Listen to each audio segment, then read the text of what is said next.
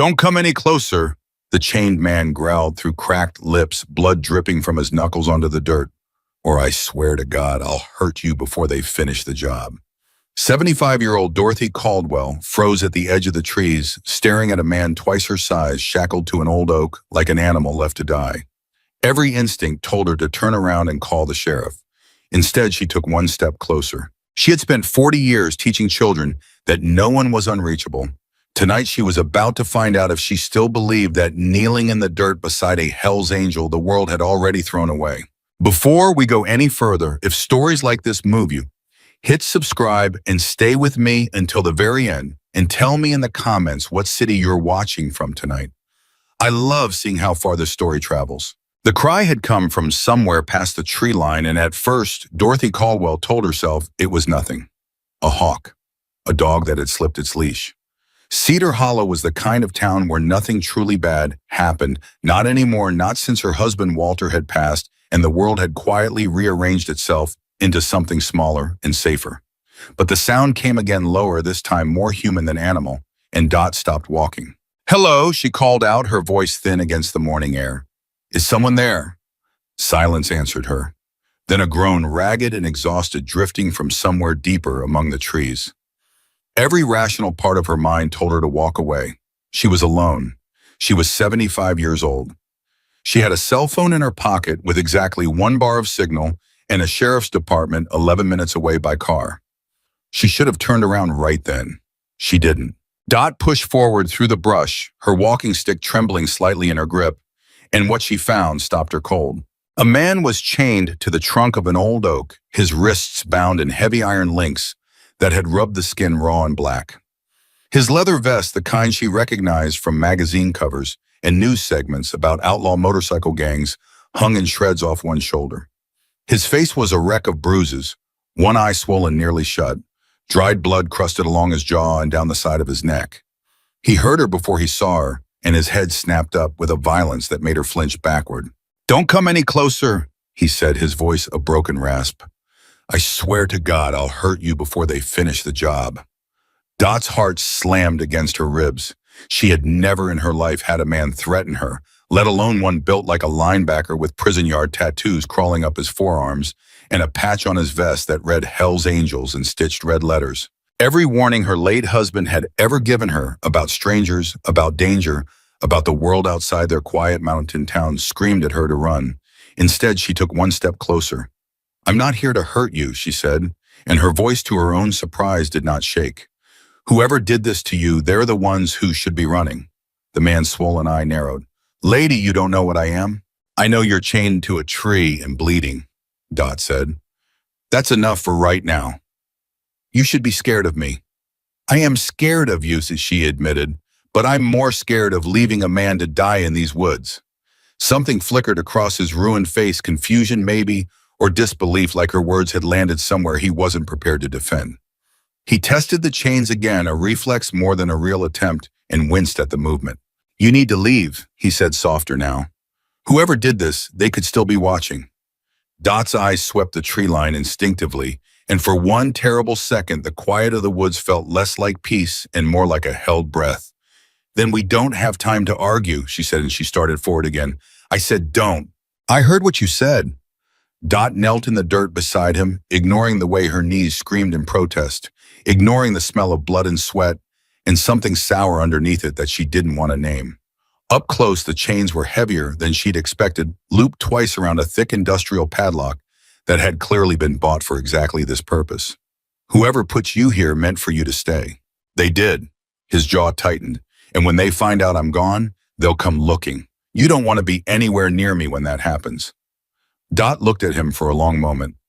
Up close beneath the blood and the bruising and the ink, she didn't see the monster the vest was supposed to announce. She saw something else. Something that made her chest ache in a way she hadn't felt since Walter's funeral. She saw a man who had already given up. "What's your name?" she asked. He hesitated so long she thought he wouldn't answer at all. "Gunner," he finally said. "Gunner Tate." "Well, Gunner Tate," Dot said, reaching into the canvas bag she carried on her walks, the one with her water bottle and her reading glasses. And as luck would have it, a small multi-tool Walter had given her decades ago that she'd never once used for its intended purpose. My name is Dorothy Caldwell. Everyone calls me Dot, and I am going to get you out of this chain whether you like it or not. You don't understand what you're getting yourself into. I taught fourth grade for 38 years, Dot said, working the tool against the padlock's shackle with more determination than skill. I have been threatened by 8-year-olds with far worse intentions than you. Despite everything, the pain, the fear, the blood loss that was clearly making him sway, even sitting down, something that might have been a laugh escaped Gunner's throat, quickly swallowed back into a grimace. Lady, this isn't a joke. I'm aware. Dot didn't look up from the lock. That's why I'm not laughing. The lock didn't budge. Of course it didn't. She had known somewhere in the practical part of her mind that a multi-tool built for tightening picture frames was never going to defeat industrial hardware. But she kept working at it anyway because stopping felt like giving up, and Dorothy Caldwell had never been good at giving up on people.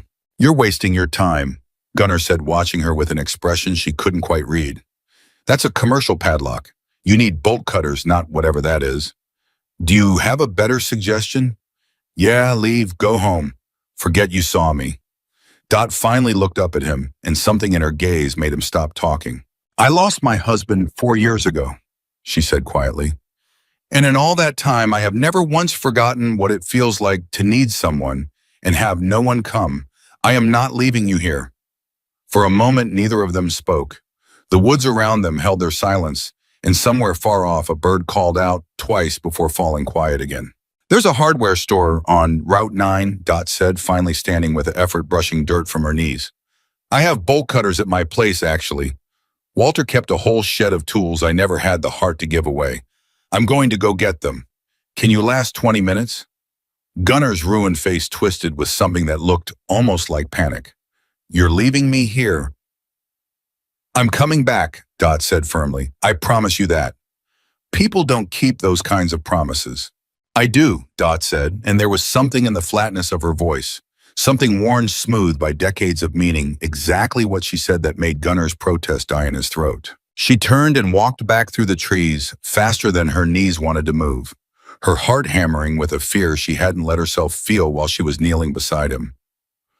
What was she doing? She was a 75-year-old widow about to bring bolt cutters into the woods to free a member of one of the most dangerous motorcycle gangs in the country from a punishment someone clearly wanted him to suffer. She should call Sheriff Brennan. That was the sensible thing. That was the thing anyone with good judgment would do.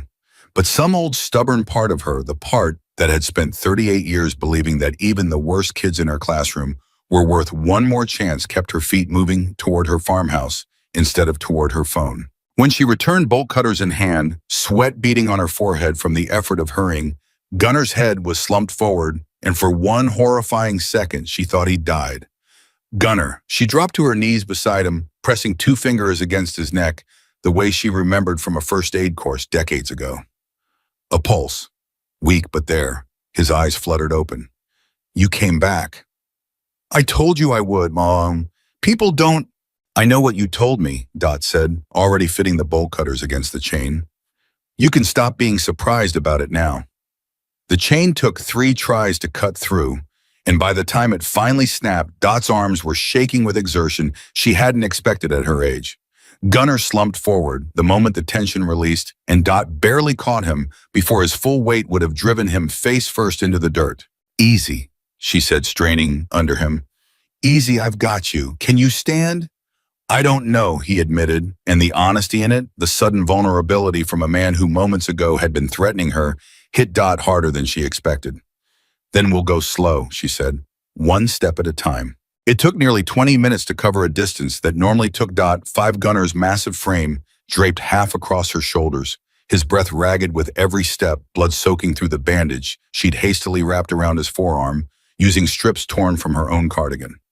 Twice he nearly went down, and twice Dot found strength in herself she didn't know remained, bracing against his weight with a stubbornness that had nothing to do with physical capability and everything to do with will. Why are you doing this? Gunner asked at one point, his words slurred with exhaustion. Because someone should, Dot answered simply. You don't know me. I know enough. You know I'm in a motorcycle club that scares half this country. I know you were chained to a tree by people who claim to be your brothers, Dot said, her voice sharpening. That tells me more about them than it does about you. Gunner didn't respond to that, but something in the way he leaned into her support shifted just slightly, like a wall settling half an inch. By the time they reached the farmhouse, Dot's arms felt like lead and her lungs burned with effort, but she got him through the door and onto the couch in her living room before her legs finally gave out and she had to sit down hard in Walter's old armchair, gasping. "You're going to give yourself a heart attack," Gunnar rasped, watching her catch her breath. "Worry about yourself," Dot shot back. "You're the one who looks like he lost a fight with a wood chipper." That earned another almost laugh, quickly swallowed. Dot pushed herself back to her feet before her body could talk her out of it and disappeared into the bathroom, returning with a first aid kit that had clearly been assembled for scraped knees and minor cuts, not the kind of damage laid out on her couch. "This isn't going to be enough," she muttered, surveying the split skin along his ribs, the deep bruising mottled purple and black across his torso, the raw chafing at his wrists where the chains had bitten deep. "It doesn't need to be enough," Gunnar said. "I'll be gone by tonight." Dot's hands paused over the antiseptic. "Excuse me. You heard me. I patch up, I disappear, and you forget any of this happened. You can barely sit upright." "Doesn't matter.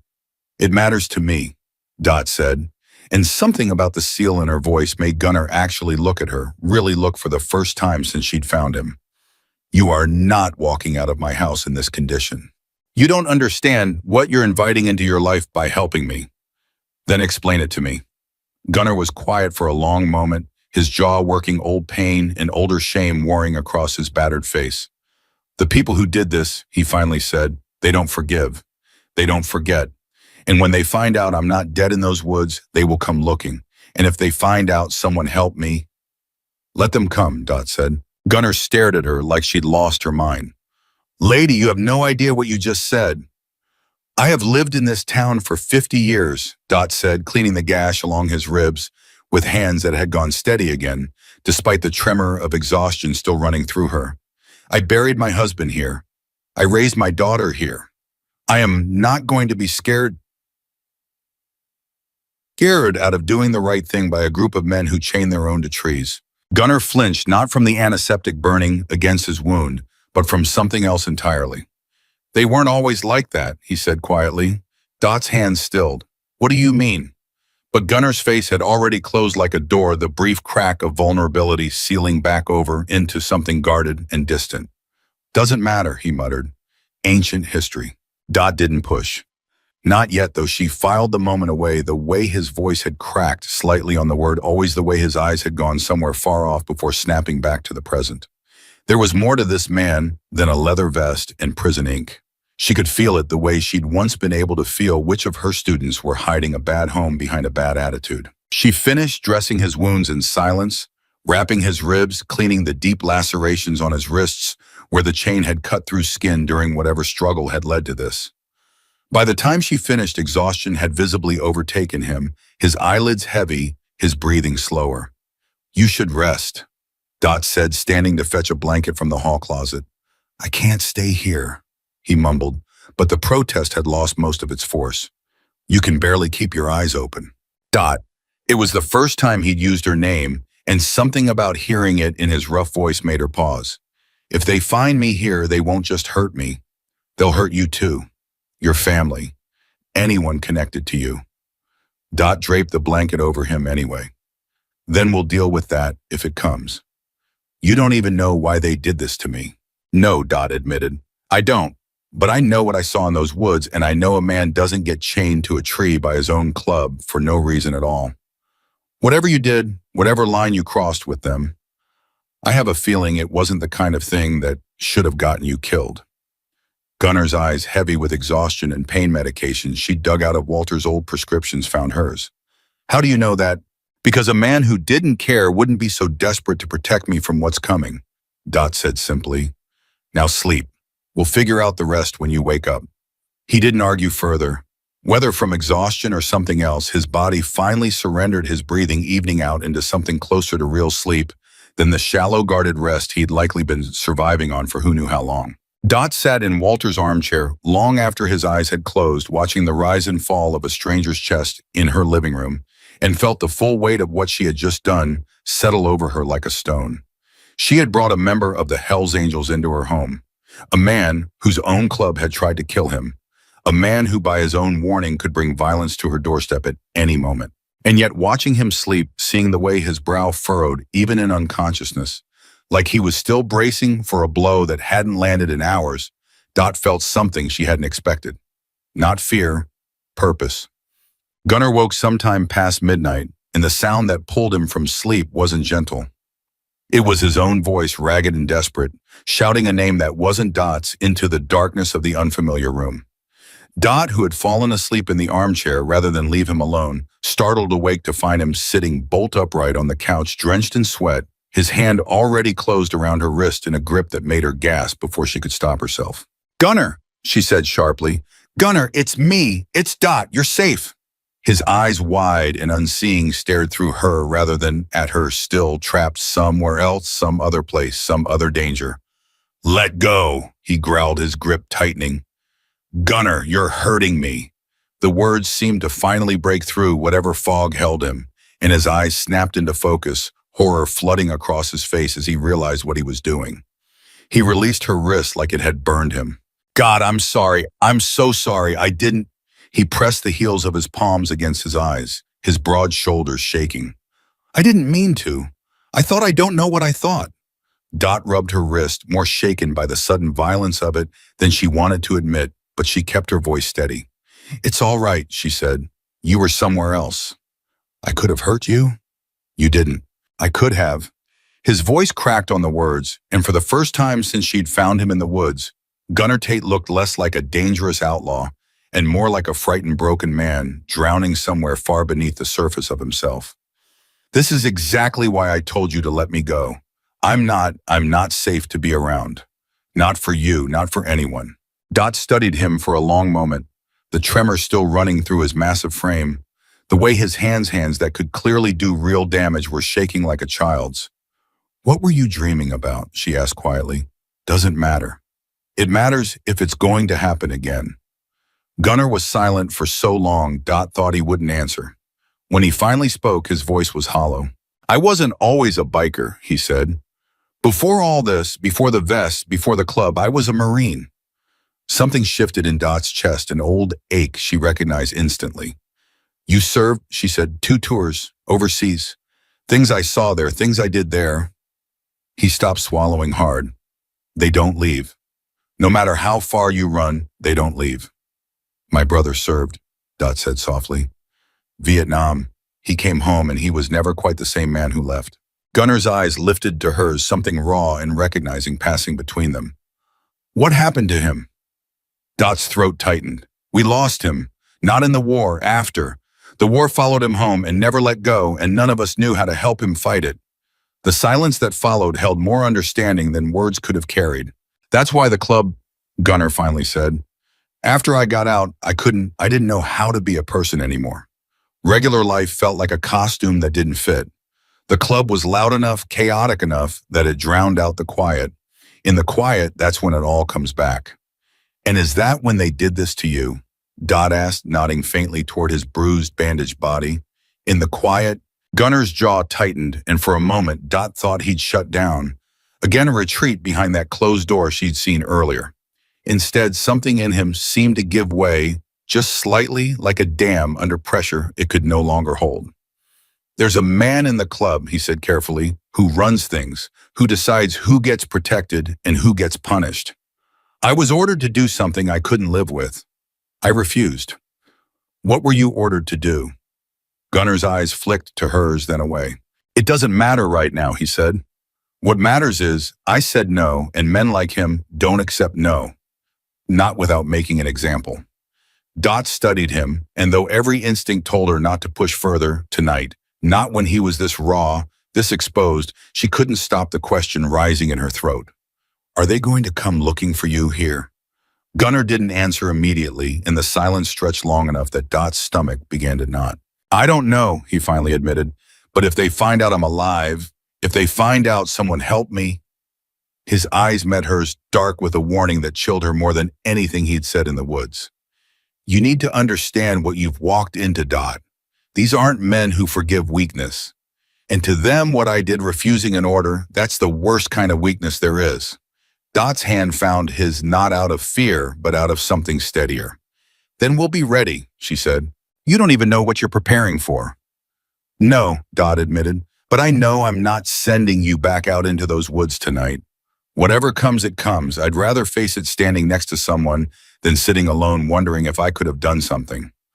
Gunnar looked at her for a long moment, something unreadable working behind his exhausted eyes.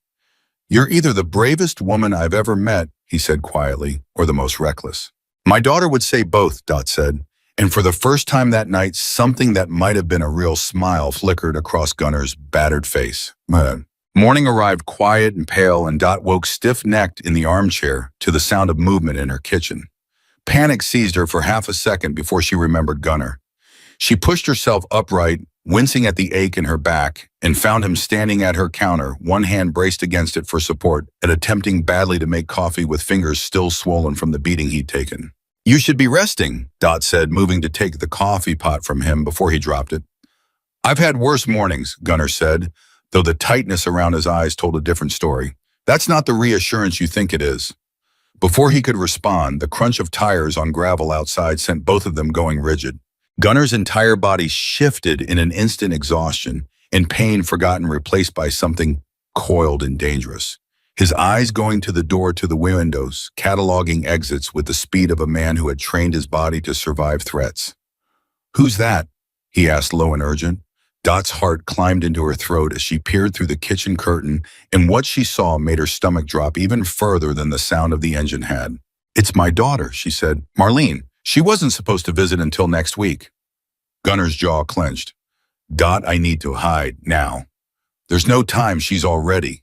The front door opened before Dot could finish the sentence, and Marlene Caldwell Price walked into her mother's living room with 2 grocery bags and a bright greeting already forming on her lips, a greeting that died instantly the moment she saw the massive, bruised, bandaged stranger standing in her mother's kitchen wearing a torn Hell's Angels vest.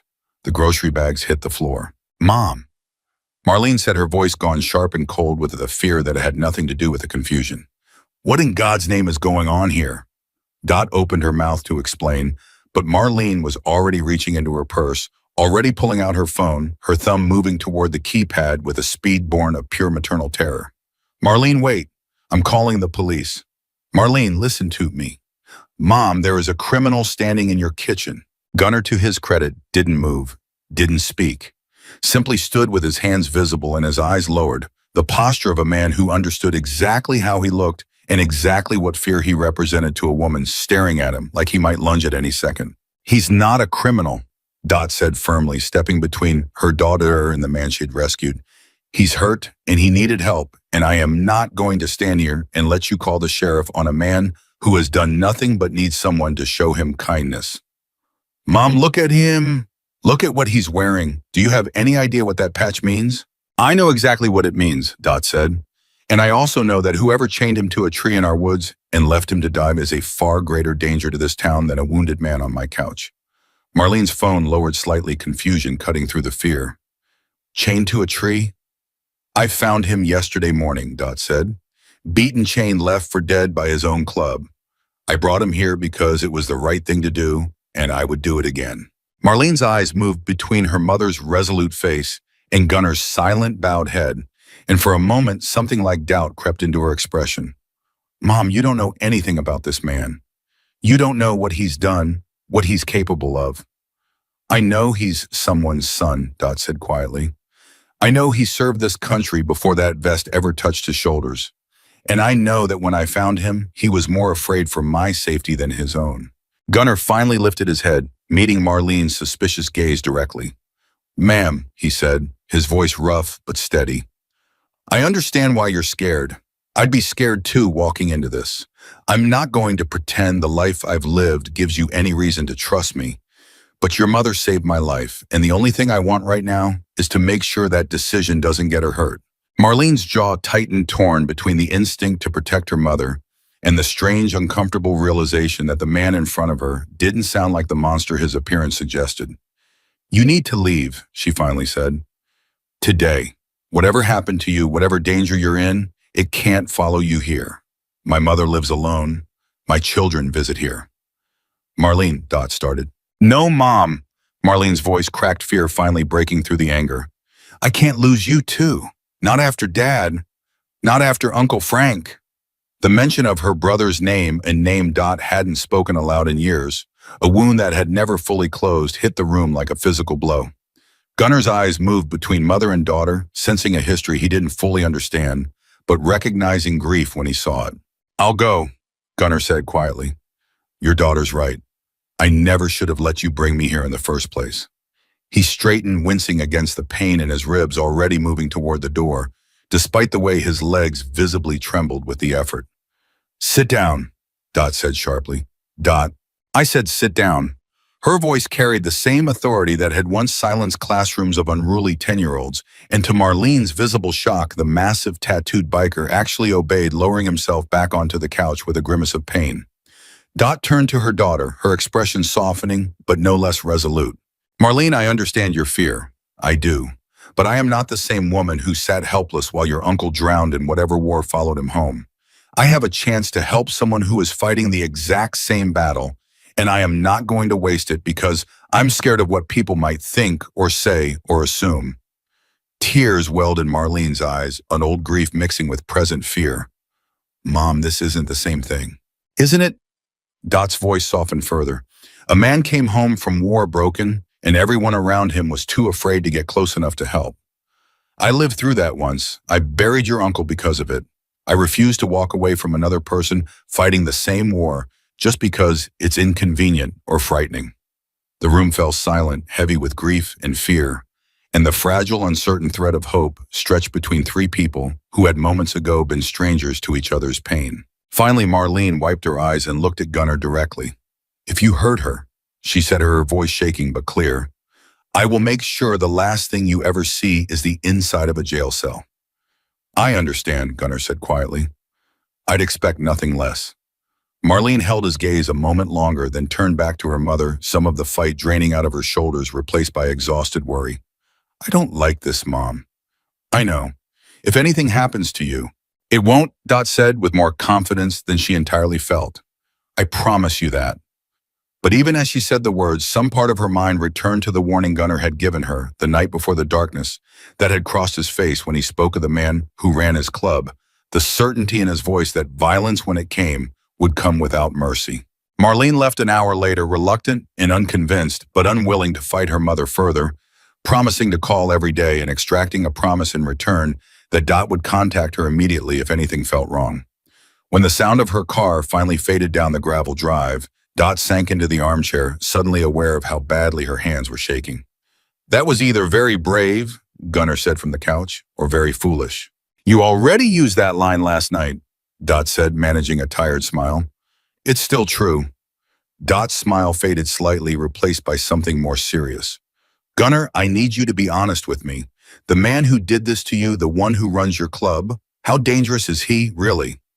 Gunner's expression darkened, old fear and older loyalty warring behind his eyes. "His name is Slade," he finally said, the word coming out heavy like a confession. "And he's the kind of dangerous that doesn't announce itself until it's already too late."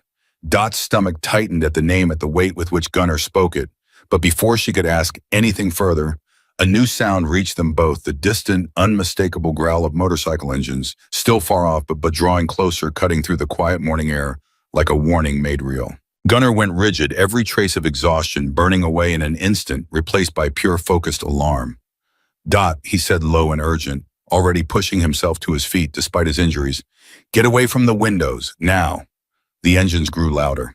And for the first time since she had knelt beside a chained, broken stranger in the quiet of her own woods, Dorothy Caldwell felt real fear settle into her bones, not for herself, but for the fragile, uncertain hope she had chosen to protect.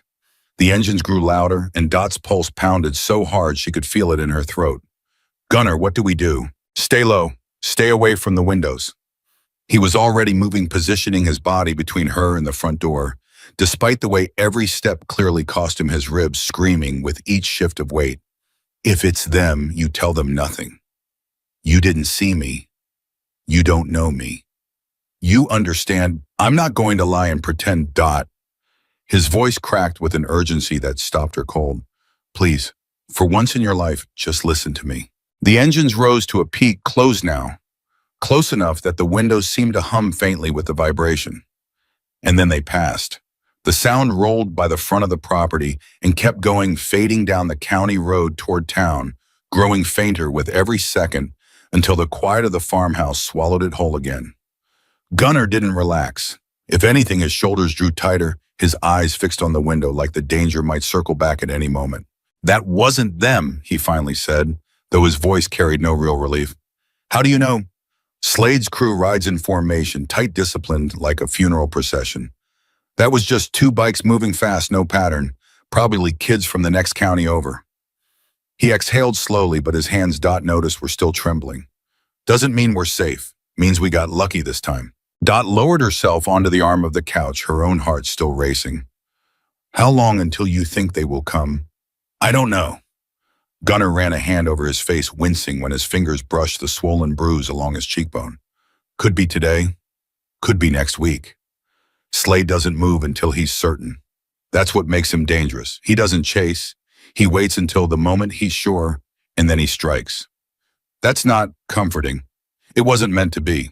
Dot studied him for a long moment, watching the way his eyes kept drifting back to the window, even now cataloging every shift of light and shadow like a soldier who had never fully come home from whatever battlefield had shaped him. "You need to tell me everything," she said finally. "If I'm going to help you, Gunnar, I can't do it half-blind. I need to know exactly what we're facing." Gunnar's jaw tightened, old resistance flickering across his battered face, but something in Dot's steady gaze seemed to wear down whatever wall he'd built around the truth. "Sit down," he said quietly. "This is going to take a while." He told her about this club first, not the version splashed across news reports and true crime documentaries, but the version he'd walked into 8 years earlier, desperate and hollowed out after 2 tours overseas, looking for something, anything that could fill the silence that had followed him home. "When I got back from my second deployment," Gunnar said, his eyes fixed somewhere past her shoulder, somewhere far away, "I didn't know how to be a person anymore. My wife—" He stopped. Dot's breath caught. "You were married?" Gunnar said the word landing like a stone. "She tried?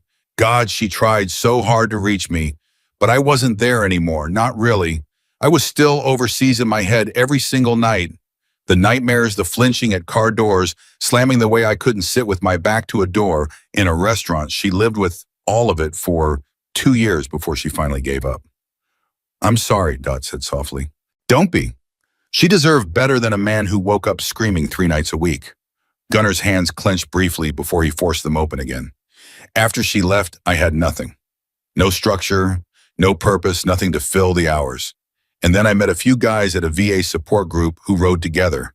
Said the road was the only place that ever felt quiet in their heads too." "So you joined them?" "I joined them," Gunnar confirmed. "And for a long while, actually, it was good. It was brothers who understood exactly what I'd seen without me having to explain it. It was purpose, structure, a code." "What changed?" Gunnar's expression darkened, the warmth of the memory curdling into something bitter. "Slade Mercer happened," he said. "He took over the chapter about 3 years ago after the old leadership stepped down. And slowly, so slowly, most of us didn't even notice it happening, he turned something that used to mean brotherhood into something that meant fear." "Fear of what?"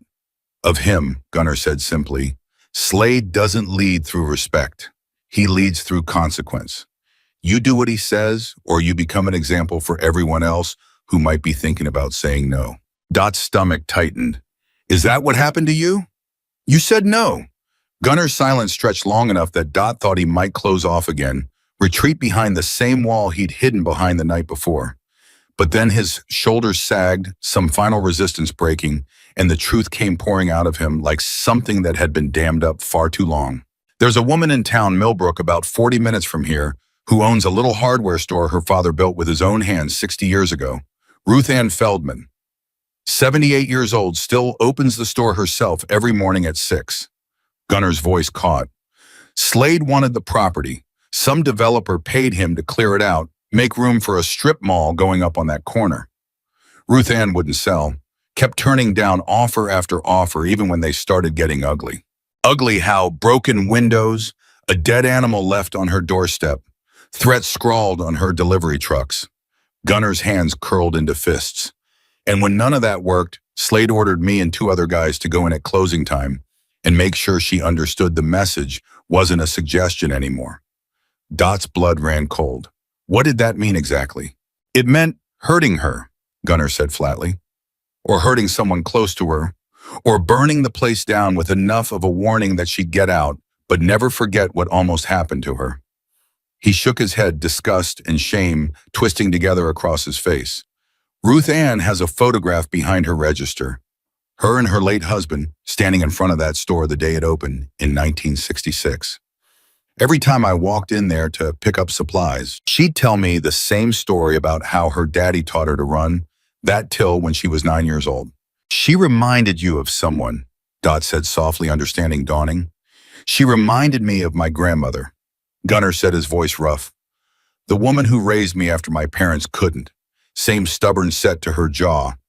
Same way of remembering every customer's name and their kids' names too. His eyes lifted to meet Dot's. I couldn't do it. I stood in front of Slade, in front of the whole chapter, and I told him I wasn't going to touch that woman or her store. And that's when everything I thought I knew about brotherhood turned out to be a lie, Gunnar finished. Slade doesn't tolerate refusal, not from anyone, and especially not in front of the others, because refusal is contagious. If I could say no and survive it, others might start believing they could too. So he made an example of you. Gunnar nodded slowly. 3 of his most loyal enforcers jumped me outside my own apartment 2 nights ago. I didn't even see the first punch coming. By the time I understood what was happening, I was already in the back of a van, and the next thing I remember clearly is waking up chained to that tree with Slade standing over me, telling me I should consider myself lucky he was giving me a slow death instead of a quick one. The room fell silent, heavy with the weight of what he'd just confessed. Dot found she could hardly breathe, her chest aching with a fury she rarely allowed herself to feel. That poor woman, she finally whispered. Is she safe? Did they still? I don't know, Gunnar admitted, and the not knowing seemed to cost him more than any of his physical wounds. That's what's been eating at me since I woke up in your living room. If Slade sent someone else to finish what he started with Ruth Ann, if she's hurt because I wasn't there to... You couldn't have stopped it by being there, Dot said firmly. You'd already be beaten and chained. There was nothing more you could have done. There's always something more, Gunnar said, his voice thick with a guilt that ran far deeper than this single failure. There was always something more I could have done, for her, for my wife, for the men I couldn't save overseas. He pressed the heel of his hand against his eyes, and for a moment, the massive, dangerous-looking biker looked achingly small on Dot's worn couch. I've spent my whole life arriving one step too late to save the people who needed me most. Dot moved closer and, without quite thinking about what she was doing, placed her hand over his. You saved that woman, she said quietly. You may not know it yet, but refusing that order, taking that beating, instead of hurting her, that was you saving her, Gunnar. Whatever happens next, that choice already mattered.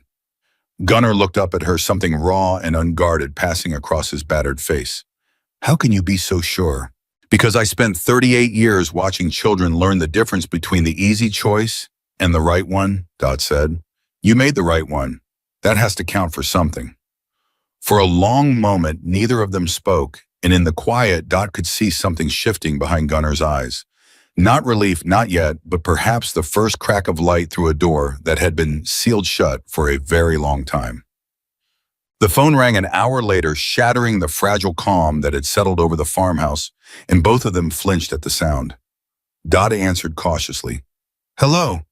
Mom, it's me. Marlene's voice was tight with barely controlled panic. I need you to listen to me very carefully. Marlene, what's wrong? I called Sheriff Brennan. I know you're going to be angry, but I had to. Dot's stomach dropped. You called Roy. I told him there might be a dangerous situation at your house. He's on his way over right now. Gunnar, watching Dot's face pale, straightened immediately, every muscle in his body coiling with alarm. Marlene, you had no right. I had every right. You're my mother. Marlene's voice cracked. I couldn't sleep last night, thinking about you alone out there with a stranger who belongs to a motorcycle gang. I'm sorry, but I couldn't just do nothing.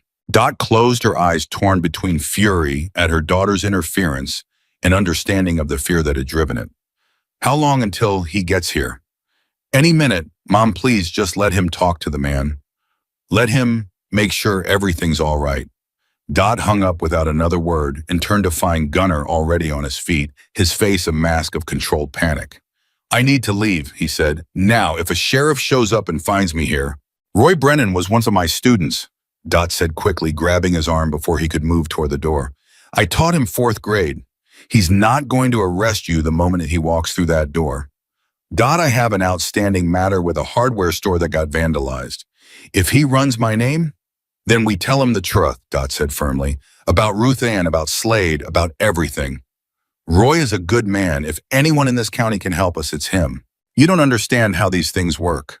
Cops in clubs like mine, the crunch of tires on gravel cut him off, and both of them froze as a sheriff's cruiser rolled to a stop outside the farmhouse. Gunnar's eyes darted toward the back door, calculation running visibly behind his gaze, weighing escape against the pain radiating through his battered body. Gunnar, don't, Dot said, gripping his arm tighter. Running makes you look guilty. Staying and telling the truth is the only chance we have of getting real help. The knock on the front door landed heavy and deliberate. Mrs. Caldwell, it's Roy Brennan. Everything all right in there? Dot took a steadying breath, squeezed Gunnar's arm once more in what she hoped was reassurance, and crossed to open the door. Sheriff Roy Brennan stood on the porch, a broad-shouldered man in his early 40s with kind eyes that had gone sharp and alert the moment he took in Dot's tense posture. His hand rested near his belt, not on his weapon exactly, but close enough that the readiness was unmistakable. Mrs. Caldwell. His eyes moved past her into the house, and Dot watched him register Gunnar standing rigid near the couch, taking in the bruises, the bandages, the torn vest. Marlene called me, said there might be a situation out here. There's no situation, Roy, Dot said. There's a man who needed help, and I gave it to him. That's all. Roy's gaze didn't waver from Gunnar. You mind stepping outside for a moment, ma'am, just so we can talk? Anything you need to say to me, you can say in front of him. Roy hesitated in old respect for his former teacher, warring visibly with professional caution. Mrs. Caldwell, do you have any idea who that man is affiliated with? I know exactly who he's affiliated with, Dot said. And I know that yesterday morning I found him chained to a tree in my woods, beaten half to death by his own people, because he refused to hurt an innocent woman. I know that his club is threatening a small business owner in Millbrook. And I know that if you walk out of here right now without hearing the rest of this story, an innocent woman named Ruth Ann Feldman may be in danger. Roy's professional mask cracked slightly, genuine confusion breaking through. Ruth Ann from the hardware store. You know her. Everyone in this county knows Ruth Ann, Roy said. She sponsored my little league team when I was 9 years old. His eyes moved back to Gunnar, something shifting in his expression. What exactly is going on here? Gunnar, still tense, still braced for the worst, finally spoke. Sheriff, my name is Gunnar Tate. I'm a member of the HELLS Angels chapter operating out of this county. 2 nights ago, my club leader, Slade Mercer, ordered me and 2 other men to intimidate Ruth Ann Feldman into selling her property to a developer. I refused. For refusing, Slade's men beat me and left me chained in the woods to die.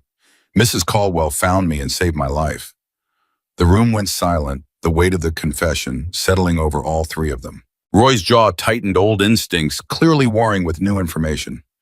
You're telling me you're willing to go on record about this, testify if it comes to it? Gunnar's throat worked visibly. I don't know if I'd survive long enough to testify, but yes, if it means protecting that woman, and if it means Mrs. Caldwell doesn't pay for helping me, yes, I'll go on record. Roy studied him for a long, silent moment, the sheriff's instincts clearly weighing years of reputation against the raw honesty in front of him. I've heard rumors about Mercer's operation for months, he finally admitted. Extortion, intimidation, some property deals that never quite added up right. Never had anyone willing to talk. His eyes moved to Dot. Mrs. Caldwell, do you understand what you've walked into here? I understand exactly what I've walked into, Dot said.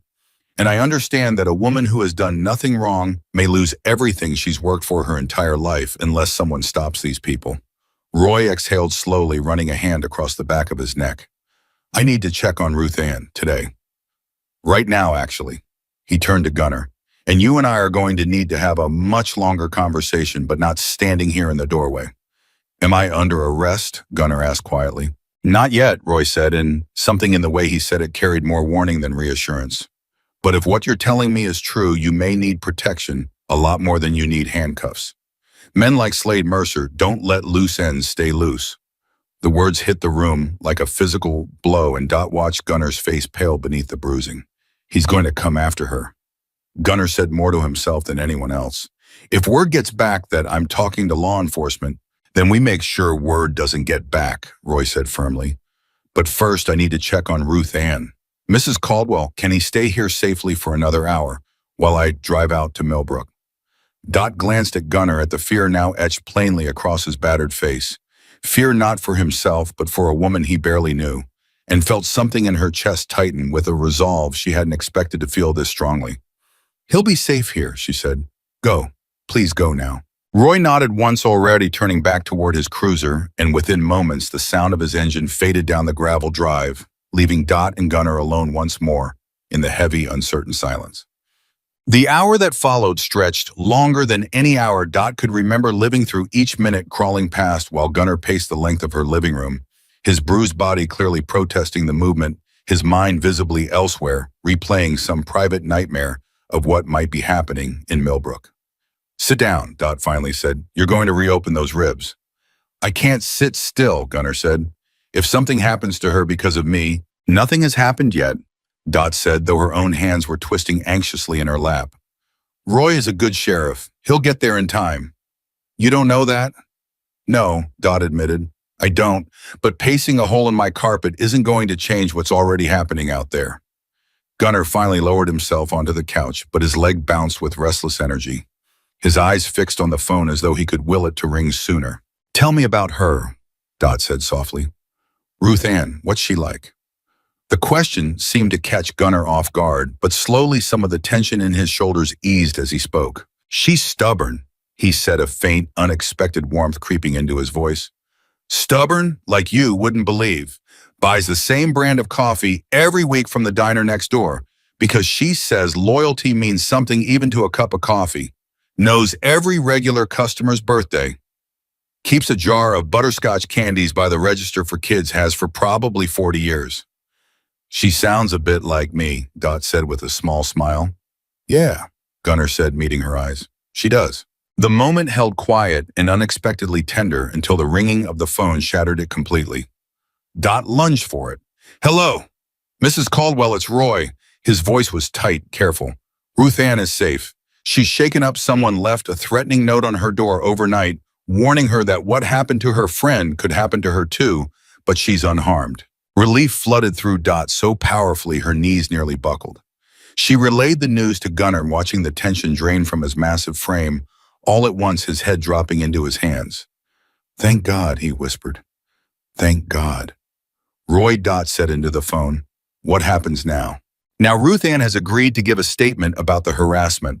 It's not much on its own, but combined with what your friend is willing to say, we might actually have something to build a case around. Roy's voice hardened slightly.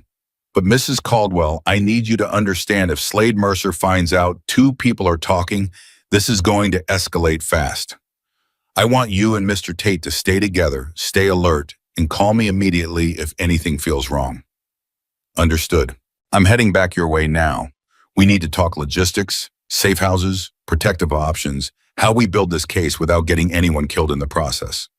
The line went dead and Dot lowered the phone slowly, meeting Gunner's exhausted but hopeful eyes. She's safe, Dot said again, as though saying it twice might make it more real. You didn't fail her, Gunner. You saved her. For the first time since she'd found him chained in the woods, something that looked almost like genuine relief broke across Gunner's battered face, followed immediately by a wave of exhaustion so total that he swayed slightly where he sat. Easy, Dot said, moving to steady him.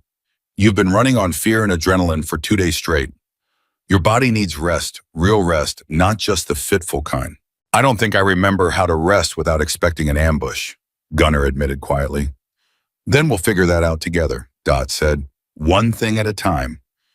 Roy returned within the hour, and what followed was a conversation that stretched late into the afternoon, careful and methodical, mapping out exactly how dangerous their next steps could become. Gunner recounted everything he knew about Slade's operation, the extortion schemes disguised as legitimate business deals, the properties acquired through intimidation, the network of corrupt permits and payoffs that had allowed Slade to expand his influence far beyond what most of the county realized. This is bigger than I thought, Roy admitted, running a hand over his tired face as the light outside began to shift toward evening. If even half of what you're telling me is accurate, Mercer's been running this operation for years without anyone connecting the dots.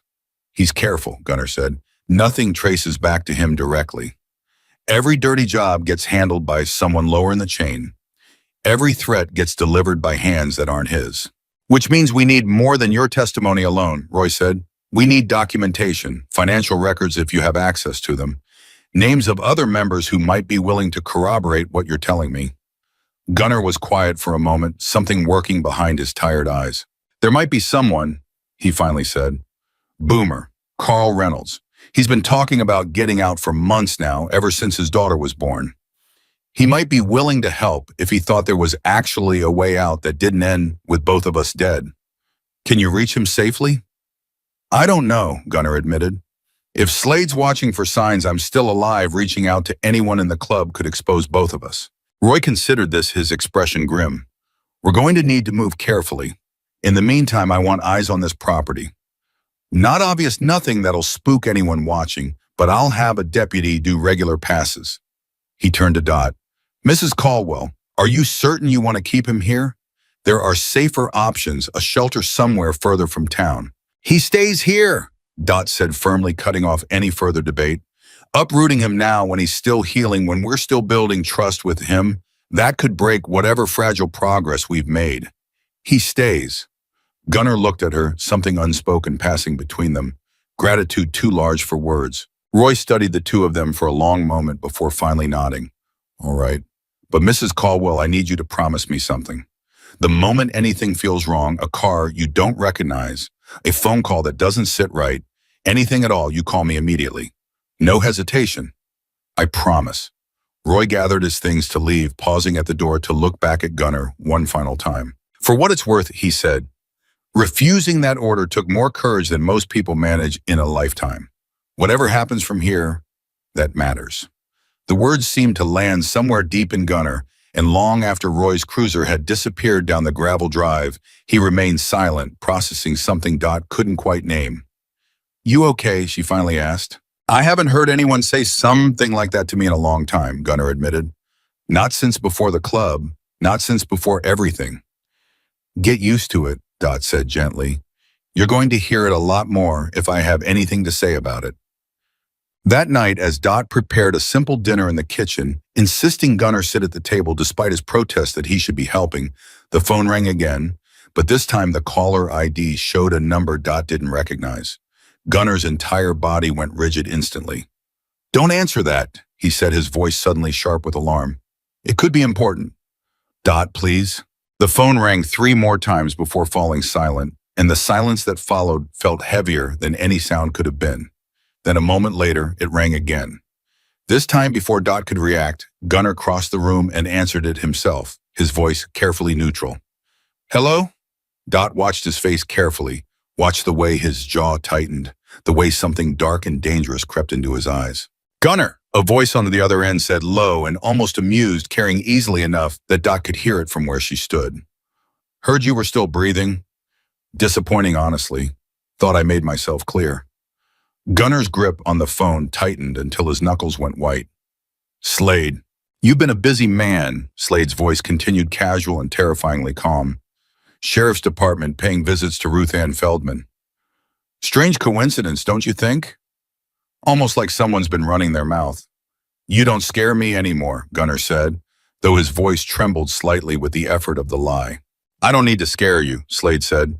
I already know exactly where you are. That sweet old woman's farmhouse, Dorothy Caldwell, wasn't it lovely property? Lovely family, too. That daughter of hers, those grandchildren. Every drop of blood drained from Dot's face as she realized what she was hearing. You leave them out of this. Gunnar growled, his entire body shaking with barely restrained fury. That depends entirely on you, Slade said, his voice still maddeningly calm. You have until sundown tomorrow to walk away from whatever little rescue mission you have cooked up. Disappear. Don't talk to the sheriff again. Don't talk to Ruth Ann. And maybe I let the old woman and her family live their quiet little lives undisturbed. And if I don't, Slade's laugh was soft, almost gentle, which made it somehow more terrifying than any shout could have been. Then I burn everything you've tried to protect, right down to the ground, starting with the people you seem to have grown so attached to. Sundown tomorrow, Gunner. The clock's already running. The line went dead. Gunner stood frozen, the phone still pressed to his ear long after the call had ended, his entire body trembling with a rage and fear so profound that Dot could see it radiating off him like heat. Gunner. Her voice came out barely above a whisper. What did he say? Slowly, Gunner lowers the phone, and when he turned to face her, the look in his eyes chilled her to her core. We're out of time, he said. He knows everything, where I am, who you are, your daughter, your grandchildren. He knows all of it. Dot's hand flew to her mouth, terror finally catching up to the calm resolve she'd maintained since the moment she'd found him in the woods. What does he want? Moa Sesua, Gunner said. Gone, ma'am. Disappeared, or he starts hurting everyone I care about, starting with you. The kitchen fell into a silence so heavy it felt physical, the quiet hum of the refrigerator, the only sound cutting through the terror settling over both of them. There's something else, Gunner said, his voice dropping even lower. Something close to despair creeping into it for the first time since Dot had met him. The way he talked casual, unbothered, like he already knew exactly what I'd say before I said it. Dot, he's not bluffing. And worse than that, his hands curled into fists. Someone told him, someone close enough to know I was here, close enough to know about Ruth Ann's statement to Roy. Someone we trusted. Dot's blood ran cold as the full weight of his words settled over her. You think there's a leak, she whispered. I think, Gunner said slowly, dread thick in his voice, that whoever it is might be a lot closer than either of us wants to believe. Someone we trusted, Dot repeated, her voice barely a whisper. Gunner, who else even knew you were here, Roy? Marlene, that's the entire list.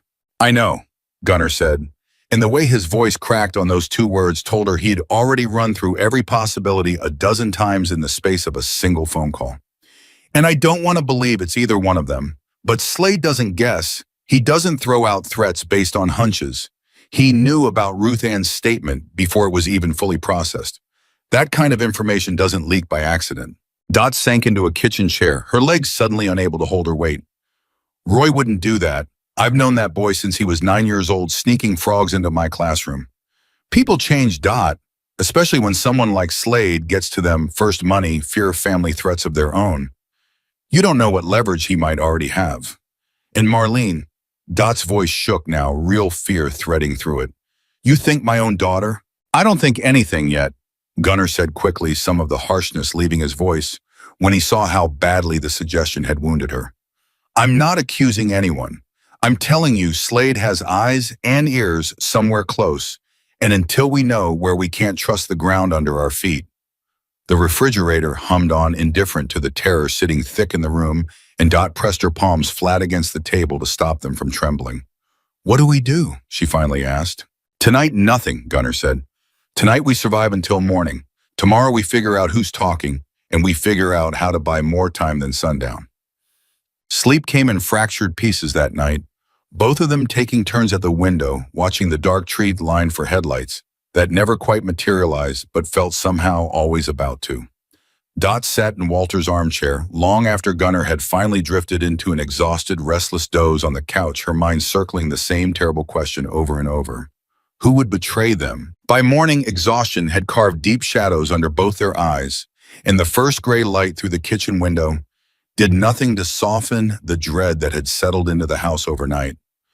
I need to call Marlene, Dot said, staring at the phone like it might bite her. Dot, I need to hear her voice. I need to know she's all right. Dot's hand trembled as she dialed, and when her daughter picked up on the second ring, sounding perfectly normal, perfectly unbothered relief crashed through Dot so hard she nearly wept. Mom, you okay? You sound strange. I'm fine, Dot lied. Just checking in. How are the kids? They're good, Mom. We're literally just heading out to soccer practice. Is everything all right over there? Did that man leave yet? Something in the question, the slight edge in Marlene's voice at the mention of Gunner, made Dot's stomach twist uncomfortably. He's still recovering, Dot said carefully. Marlene, have you told anyone about him, about what's going on here? There was a pause, just half a second too long. What kind of question is that? I just need to know, Dot pressed. Have you mentioned it to anyone, friends, coworkers, anyone at all? Mom, I called Sheriff Brennan because I was scared for you. That's the only person I told, and I told him because he's supposed to help. Why are you asking me this like I've done something wrong? The hurt in Marlene's voice was immediate and real, and Dot felt a fresh wave of guilt wash over her suspicion. I'm sorry, Dot said. I didn't mean it like that. Things have gotten complicated here, and I'm just being careful. Complicated how, Mom? What's going on? You're scaring me. I'll explain everything soon, I promise. Just be careful today. Keep the kids close. She hung up before Marlene could ask further questions, her hands still shaking, and turned to find Gunnar watching her from the kitchen doorway. She didn't do it, Dot said. I know my daughter. That reaction wasn't guilt. It was hurt. Then that leaves Roy, Gunnar said quietly. I don't want to believe that either. I don't want to believe any of it, Gunnar said. But someone talked Dot, and we're running out of time to figure out who. Roy arrived at the farmhouse an hour later, his cruiser rolling up the gravel drive with none of the urgency Dot expected, given the danger closing in around them. She watched him climb out, adjusting his belt, his expression carrying the practiced neutrality of a lawman. And for the first time since she'd known him, Dot found herself studying his face for something other than familiarity. Mrs. Caldwell. He nodded to her, then to Gunnar standing tense in the doorway behind her. I've got some news on Ruth Ann's statement. The DA's office is interested, but they want more before they'll move on someone like Mercer. Roy, Dot said carefully. Did you tell anyone that Gunnar was staying here? Anyone at all? Roy's brow furrowed, genuine confusion crossing his features. Just filed the report through normal channels. Why? Slade called last night, Gunnar said, watching Roy's reaction closely. He knew about Ruth Ann's statement. He knew I was here. He knew about Dot's family. Roy's face paled, and the shock that crossed it looked entirely unmistakably genuine. He called you directly. Threatened everyone connected to this house, Gunnar confirmed. Said I have until sundown today to disappear, or he starts making examples. That's not possible, Roy said, shaking his head. The report I filed was internal. Only myself and the department clerk would have... He stopped abruptly, something dawning across his face that made his jaw clench with fury. Deputy Sanders. Who's that? Dot asked. New hire about 8 months back. Processes half our internal paperwork. Roy's hands curled into fists at his sides. There have been whispers for a while now. Nothing solid, just gut feeling that he lives well beyond what a deputy's salary should allow. New truck, fishing boat. I never had proof of anything, just suspicion. You think he's on Slade's payroll, Gunnar said flatly. I think, Roy said, his voice tight with controlled anger, that I need to have a very serious conversation with my deputy, and I think you two need to consider that Slade may already know far more about our next moves than any of us are comfortable with. The revelation should have brought relief, an answer finally to the question that had kept Dot awake half the night, but instead it only deepened the dread pooling in her stomach.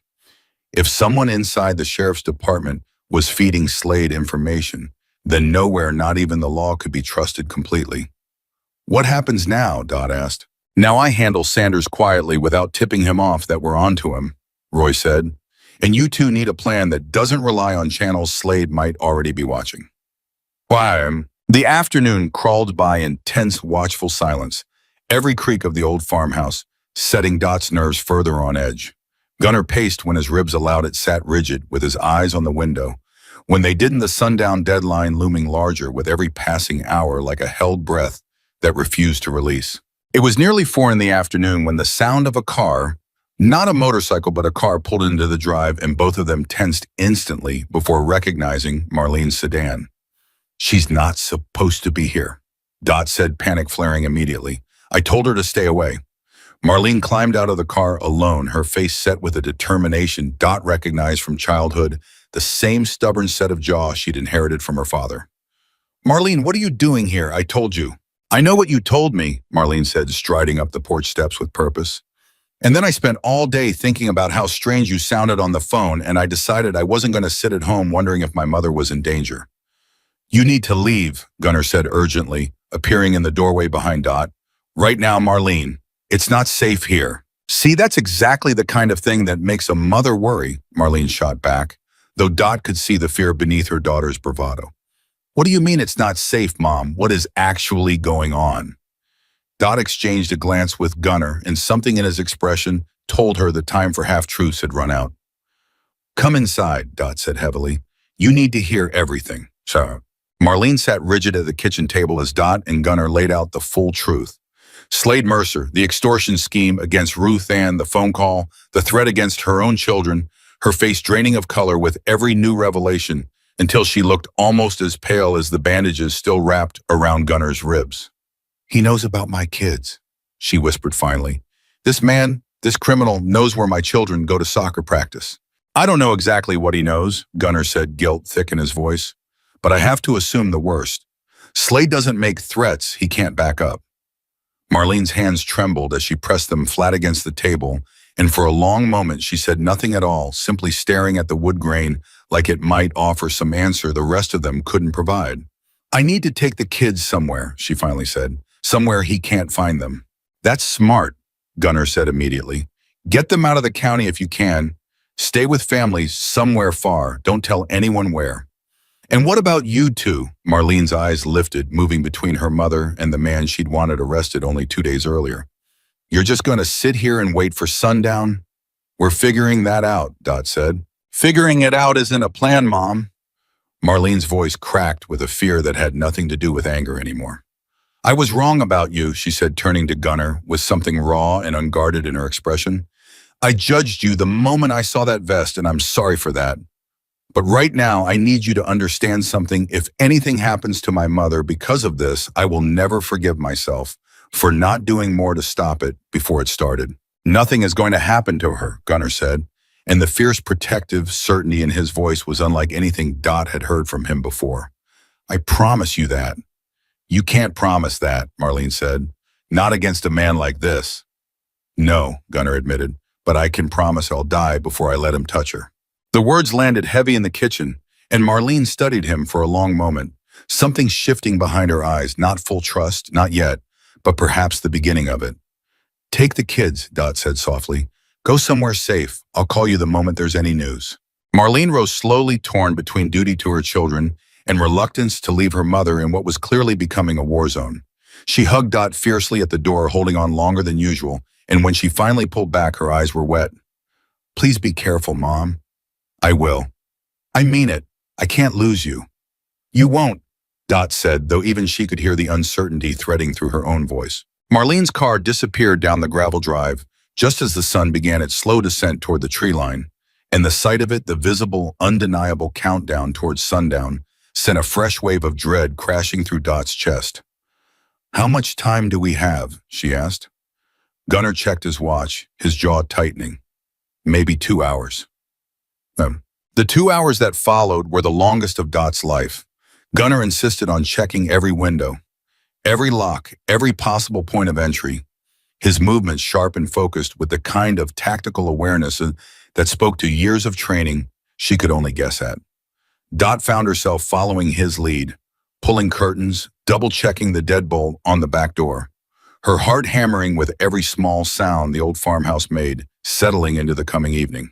If they come, Gunnar said, checking the shotgun he'd found in Walter's old gun cabinet with Dot's reluctant permission. You stay in the back bedroom, lock the door, don't come out no matter what you hear. I'm not going to hide while you face them alone. Dot, please. I can't protect you and worry about you making yourself a target at the same time. I found you chained in those woods, Dot said, her voice steadier than she felt. I am not going to hide in a bedroom while you face whatever's coming for both of us. Gunnar turned to look at her, something fierce and exasperated, and underneath it all, deeply moved, crossing his battered face. You are the single most stubborn woman I have ever met. I've been told that before, Dot said, usually by Walter. Despite everything, despite the fear coiling tight in both their chests, something that might have been a real smile passed between them, brief, fragile, but real. Then the sound of engines, distant but unmistakable, reached them both, and every trace of warmth vanished instantly from the room. That's them, Gunnar said, his entire body going rigid. Dot, get to the back. No. Dot. I said no. She met his eyes, terror and resolve fighting for control of her expression. Whatever happens, we face it together. I've spent 75 years being told what a woman my age should and shouldn't do, and I am done listening to that voice. If Slade Mercer wants to threaten an old woman in her own home, he can look me in the eye while he does it. The engines grew louder, closer, and through the front window, headlights began cutting through the gathering dusk. Not two bikes this time, but a formation, disciplined and deliberate, exactly as Gunner had described Slade's crew riding. 6 motorcycles rolled to a stop at the edge of Dot's property, engines idling with a low, menacing growl that seemed to vibrate through the very foundation of the farmhouse. That's him, Gunner said quietly, watching through the gap in the curtains. That's Slade. A man dismounted from the lead bike, tall and broad-shouldered, moving with the unhurried confidence of someone who had never once doubted his own power. Even from a distance, even through the thin barrier of curtain and glass, Dot could feel the cold calculation radiating off him. Gunner Tate, Slade called out, his voice carrying easily across the yard, casual as a man greeting an old friend at a barbecue. You didn't take my advice. Gunner's hand tightened around the shotgun. Stay behind me, he told Dot. And this time, though every fiber of her being rebelled against it, she stayed close but let him move toward the door first. Slade's men fanned out slowly behind him. 5 figures silhouetted against the dying light, their postures relaxed but their hands hovering near belts and jackets in ways that promised violence could erupt in an instant. Come on out here, Gunner, Slade called again. Let's talk like men, not hide behind an old woman's curtains. Gunner glanced back at Dot, something unspoken passing between them, and then he opened the front door and stepped out onto the porch, his massive frame filling the doorway, putting himself directly between whatever was coming and the house behind him. Dot, against every warning he'd given her, followed 2 steps behind. Well, Slade said, his eyes flicking to Dot with an appraising, unsettling calm. Dorothy Caldwell, I've heard so much about you these past few days. The woman who saved a dead man walking. Get off my property, Dot said, her voice carrying more steel than she felt. Slade's lips curved into something that mimicked a smile without touching his eyes. Feisty, I can see why he likes you. His gaze shifted back to Gunner. You had a choice, brother, a simple one. Disappear and everyone gets to keep living their quiet little lives. Instead, you went running to the sheriff, got that hardware store owner talking, got everyone stirred up. He shook his head slowly, almost sorrowfully. You've made this so much more complicated than it needed to be. Leave them alone, Slade, Gunner said, his voice low and dangerous. This is between you and me. It always was. See, that's where you aren't wrong. Slade reached into his jacket, and every muscle in Gunner's body coiled tight, ready to move. But instead of a weapon, Slade withdrew a small stack of photographs, holding them up so the fading light caught their glossy surfaces. This is between all of us now, because you decided to make it that way. He tossed the photographs toward the porch steps, and Dot's blood turned to ice as she saw what they depicted: Marlene's car outside her own house, Marlene's children at soccer practice, a photograph of Marlene herself unaware walking to her car in a grocery store parking lot. You've had eyes on my daughter, Dot said, horror creeping into her voice despite every effort to remain steady. I've had eyes on everyone connected to this little rescue mission of yours, Slade said calmly. Because that's what happens when you make problems for me, Dorothy. I make sure everyone understands exactly how far the consequences can reach. Gunner's entire body shook with barely contained fury. You touch her family and I swear to God. You'll what? Slade's voice remained maddeningly calm, almost bored. You're one man with a busted rib cage standing on an old woman's porch. What exactly do you think you're capable of doing to stop me? He's not alone, Dot said, stepping forward, despite Gunner's hand reaching instinctively to hold her back. Slade's eyes moved to her, something almost amused flickering behind his cold gaze. Is that right? And who exactly is standing with you? The sheriff, whose deputy already reports to me? Your daughter, who's currently running scared with her children? Or is it just you, old woman, standing on a porch with a man who couldn't even save himself from a simple chain? The words were meant to wound, meant to strip away whatever fragile courage had brought Dot this far, and for one terrible second she felt the full weight of exactly how outmatched they truly were. Then she thought of Ruth Ann, 78 years old and still refusing to sell. She thought of her brother lost to a war that had never really ended for him because no one had been brave enough to stand beside him when it mattered most. She thought of the chain-broken man she'd found in her own woods and the choice she'd made not to walk away. I'm not afraid of you, Dot said. And to her own surprise, the words came out steady, clear, carrying across the yard with a strength she hadn't known she still possessed. You think showing me pictures of my daughter is going to make me hand this man over to you? You have badly misjudged who you're dealing with. Slade's amused expression flickered just slightly genuine surprise, crossing his face for the first time. You should be terrified right now, he said. I am terrified, Dot said, but I have buried a husband and I have buried a brother who came home from war, broken and alone because everyone around him was too afraid to stand close enough to help. I refuse to stand by and watch it happen again just because you showed up on my porch with a stack of photographs and a leather vest. The yard fell into stunned silence. Slade's men shifting uneasily, clearly unaccustomed to anyone standing their ground against their leader with such unshaken resolve. Slade studied her for a long, tense moment, something calculating, working behind his cold eyes. You have until midnight, he finally said, his voice dropping into something quieter, more dangerous than his earlier casual threats. Midnight, Gunner, walk away from all of this, the sheriff, the hardware store owner, this old woman, and her fragile little rebellion, or I promise you, everyone connected to this house will learn exactly how far my patience extends. He turned without waiting for a response, striding back toward his bike, with the same unhurried confidence he'd arrived with his men falling into formation behind him. The engines roared back to life, and within moments the 6 motorcycles disappeared down the county road, leaving the farmhouse wrapped in a silence so heavy it felt like its own kind of violence. Dot's legs finally gave out, and she sank onto the porch step, her entire body shaking with the release of terror she'd forced herself to suppress. Dot! Gunner dropped beside her instantly, his hands hovering, uncertain whether touching her would help or hurt. Dot, are you all right? I don't know, she admitted, her voice trembling now that the danger had passed. I don't know if I've ever been less all right in my entire life. You shouldn't have come out here. You shouldn't have said any of that to him. Would you have preferred I hide in the bedroom while he threatened my family? Dot asked, some of her earlier steel returning, despite the tremor still running through her hands. I would have preferred you stay safe, Gunner said, his voice raw. Dot, do you understand what you just did? You stood up to a man who has killed people for less than what you said to him tonight.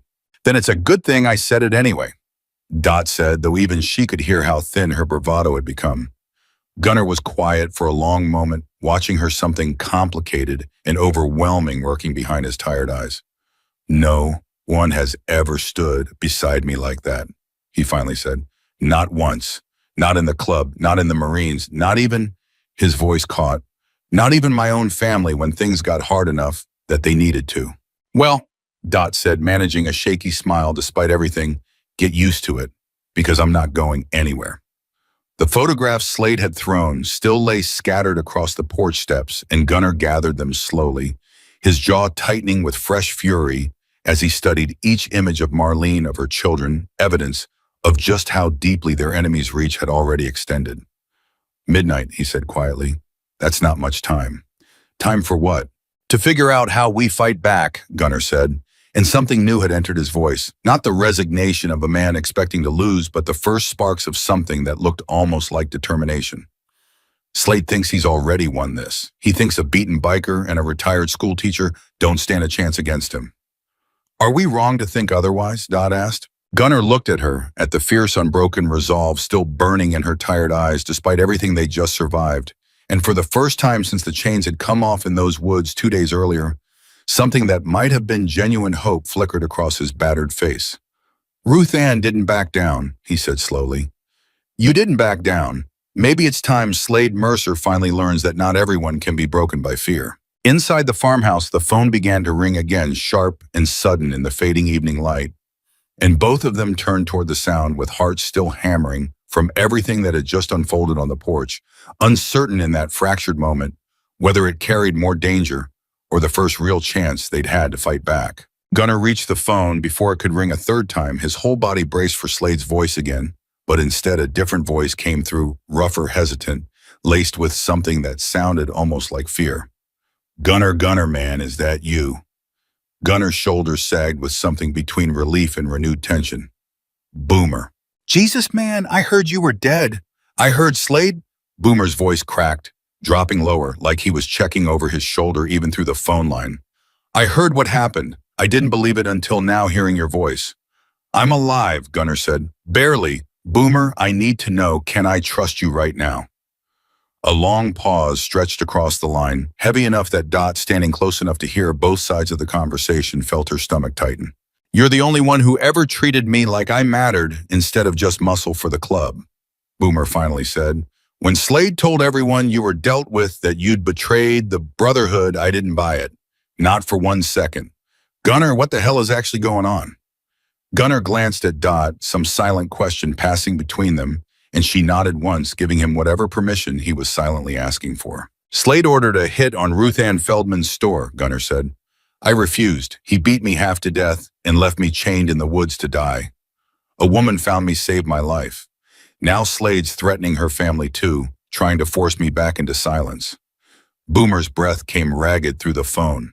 That old lady from the hardware store, the one with the butterscotch candies. That's her. God, Gunnar. Boomer's voice shook. I've been driving supply runs for that woman's harassment campaign for 2 months and telling myself it was just business, just following orders. I didn't want to believe it had gotten this bad. It's gotten worse than bad, Gunnar said. Boomer, I need your help. I need someone inside who's willing to talk about what Slade's really building. The extortion, the property deals, the money trail. Are you willing to do that? The silence this time stretched even longer, and Dot found herself holding her breath, watching Gunnar's face for any sign of how this conversation might end. My daughter's 4 months old, Boomer finally said, his voice thick with something that sounded dangerously close to tears. I keep telling myself, I'll get out once things settle down, once I've saved enough, once there's always a once. But she's going to grow up and ask me someday what kind of man her father was. I don't want the answer to be someone who stood by while an old woman got terrorized for refusing to sell her family's store. Is that a yes? That's a yes, Boomer said, steadying himself. But Gunnar, if Slade finds out I'm talking my daughter Sarah, my wife, they won't be safe either. Then we move carefully, Gunnar said. Tonight, can you get free without anyone noticing? I can try. There's a supply run scheduled for tomorrow morning. Gives me an excuse to be on the road.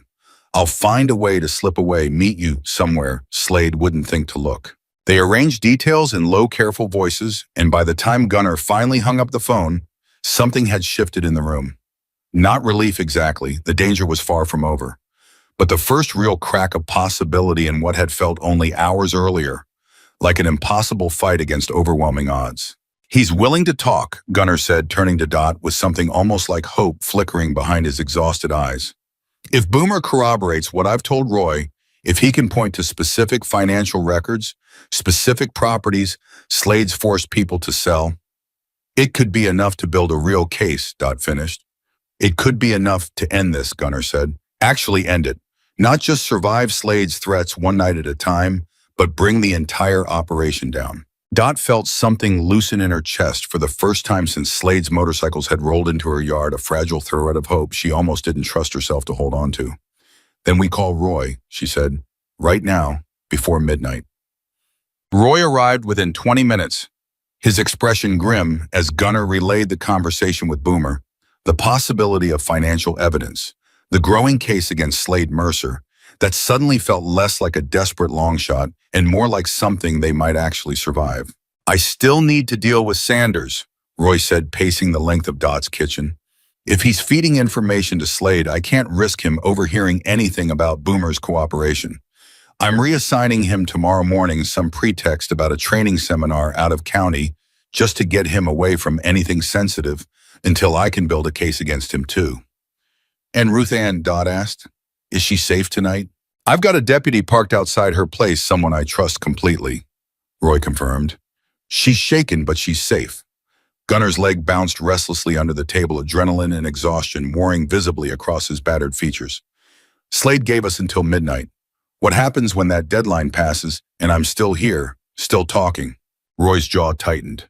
Then we need to be ready for him to escalate. I can request backup from the state police, but that takes time to authorize, and Mercer's smart enough to stay just on the right side of anything that would justify an immediate raid. So we're on our own tonight, Gunnar said flatly. Not entirely, Roy said. but close enough that I need both of you taking this seriously. No unnecessary risks, no confrontations. Dot thought of the fierce resolve that had carried her through facing Slade on her own porch just hours earlier and said nothing, though the look Gunnar gave her told her he was thinking the exact same thing. Midnight came and went in tense, watchful silence, both of them taking turns at the window long after Roy had left, waiting for engines that never returned. By the time gray morning light finally broke over the tree line, exhaustion had hollowed out both their faces, but relief loosened something in Dot's chest that had been wound tight for hours. "He didn't come," she said softly, watching the empty driveway. "That worries me more than if he had," Gunnar admitted. "Slade doesn't make idle threats, and he doesn't forget deadlines. If he didn't show up last night, it's because he's planning something bigger than a simple confrontation on your porch." The words settled uneasily in Dot's stomach, but before she could respond, her phone buzzed with a text from Roy. Boomer made contact. "Meeting arranged for 10 a.m. abandoned mill on Route 12. Bringing financial documents." "This could be everything we need." Gunnar read the message over her shoulder, and something fierce and hopeful ignited behind his tired eyes. "This is it," he said. "Dot, if Boomer actually managed to get his hands on real records, then it's almost over." Dot finished, allowing herself for the first time in days to imagine what the other side of this nightmare might actually look like. The meeting at the old mill happened without either of them present, Roy insisting the fewer people involved, the safer everyone remained, and the hours that followed stretched with an agony Dot hadn't expected. She busied herself with small, meaningless tasks around the farmhouse, folding laundry that didn't need folding, reorganizing a pantry that had been perfectly organized already. Anything to keep her hands moving while her mind spiraled through every possible way the meeting could go wrong. Gunnar paced. When his ribs finally forced him to stop, he sat rigid on the couch, his eyes fixed on the door, waiting.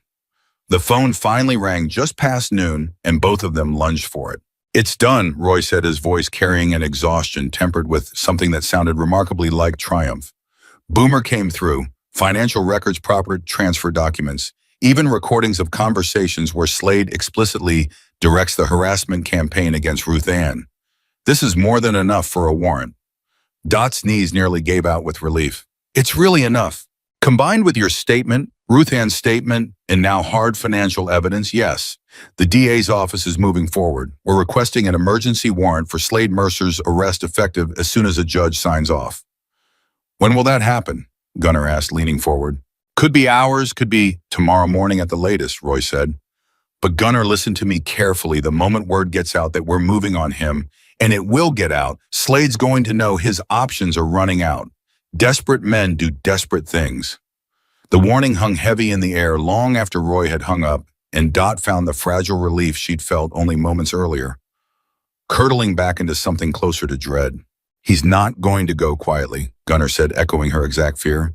"Slade's not the kind of man who accepts defeat gracefully." "What do?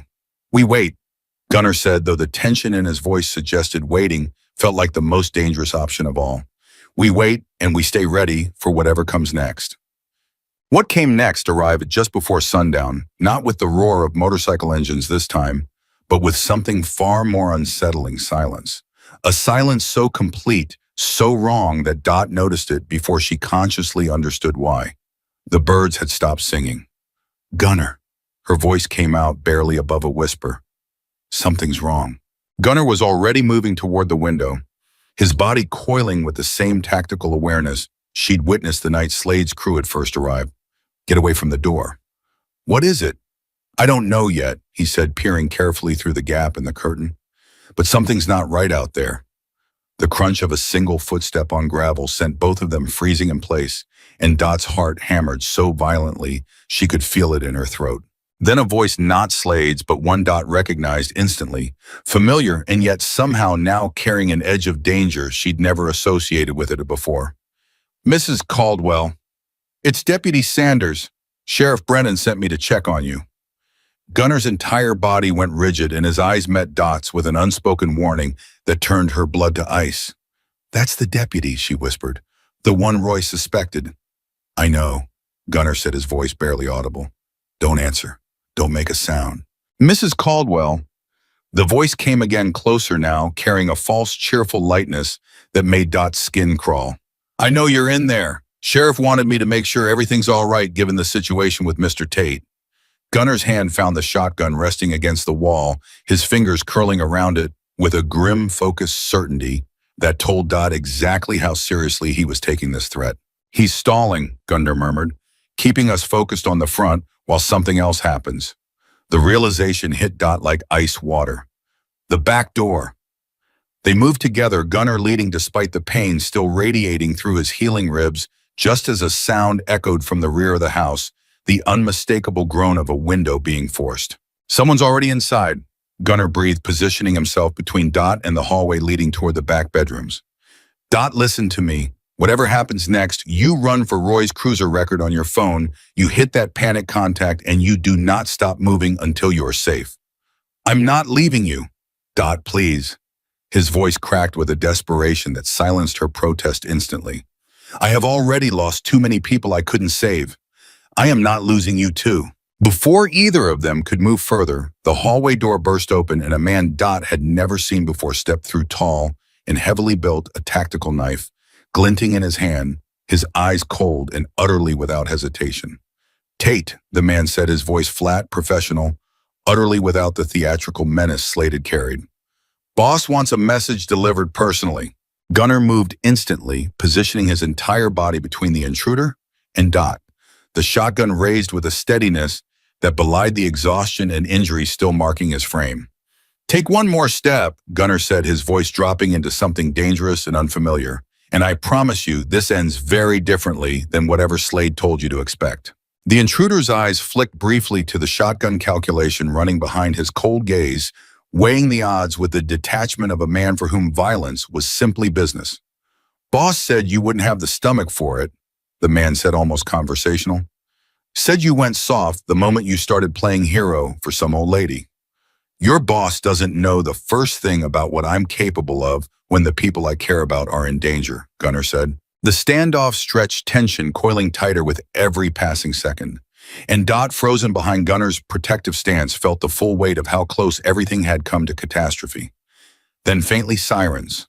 The intruder's head turned slightly at the sound, calculations shifting into something more urgent. Deputy Sanders was supposed to have more time, he muttered, more to himself than to either of them. Looks like your inside man isn't as reliable as your boss thought, Gunner said, and something in his voice carried the first real edge of triumph Dot had heard from him since this nightmare began. The intruder hesitated one final moment, weighing his options as the sirens grew louder, closer unmistakably, heading toward the farmhouse. And then with a final cold glance at Gunner, he turned and fled back through the window he'd forced open, disappearing into the tree line, just as Roy's cruiser, followed by 2 additional units, tore up the gravel drive with lights flashing. Dot's legs finally gave out entirely, and she sank against the wall, her whole body shaking with the release of terror she'd been holding at bay through sheer force of will. Dot, Gunner was at her side instantly. The shotgun lowered, his hands hovering with the same uncertain tenderness she'd seen in him before. Dot, are you hurt? Did he touch you? I'm fine, she managed, though her voice shook badly. I'm fine, Gunner. You stopped him. Roy burst through this front door moments later, weapon drawn, taking in the scene with rapid, practiced assessment. Mrs. Caldwell, Gunner, is everyone all right? We're alive, Gunner said, still visibly shaking with adrenaline. Slade sent someone. He got in through the back before we even realized what was happening. Roy's face darkened with fury. Sanders was supposed to delay us with a false call about a disturbance 3 miles from here. We figured out the ruse just in time. He gestured for the additional deputies to secure the property. I'm placing a unit here permanently until Slade's arrest is finalized. This can't happen again. Dot, still trembling against the wall, felt Gunner's hand find hers steady despite everything, and for a moment neither of them spoke, simply grateful to still be breathing. It's getting worse, Dot finally said. Isn't it? The closer we get to bringing him down, the more dangerous this becomes. Yes, Gunner admitted, no attempt to soften the truth. But it also means we're close. Slade doesn't send men through windows unless he's genuinely afraid of what happens if he doesn't stop us. The following days passed in a strange, suspended tension. Deputies stationed permanently at the farmhouse, the warrant for Slade's arrest moving through the final stages of judicial approval, while everyone waited breath held for the moment it would finally be executed. Boomer, hidden now in protective custody with his wife and infant daughter, continued providing additional evidence, each new piece deepening the case against Slade Mercer until even Roy admitted the picture forming was worse than anyone had initially suspected. Extortion stretching back years. At least two other business owners forced into selling under threat, a paper trail of shell companies designed to funnel dirty money into seemingly legitimate real estate deals. Through it all, something unexpected began happening inside the farmhouse walls. Something Dot hadn't anticipated amid the fear and danger, but that grew steadily regardless. Gunnar began healing not just physically, though the bruises had faded to yellow-green shadows, and his ribs no longer protested every movement, but something deeper.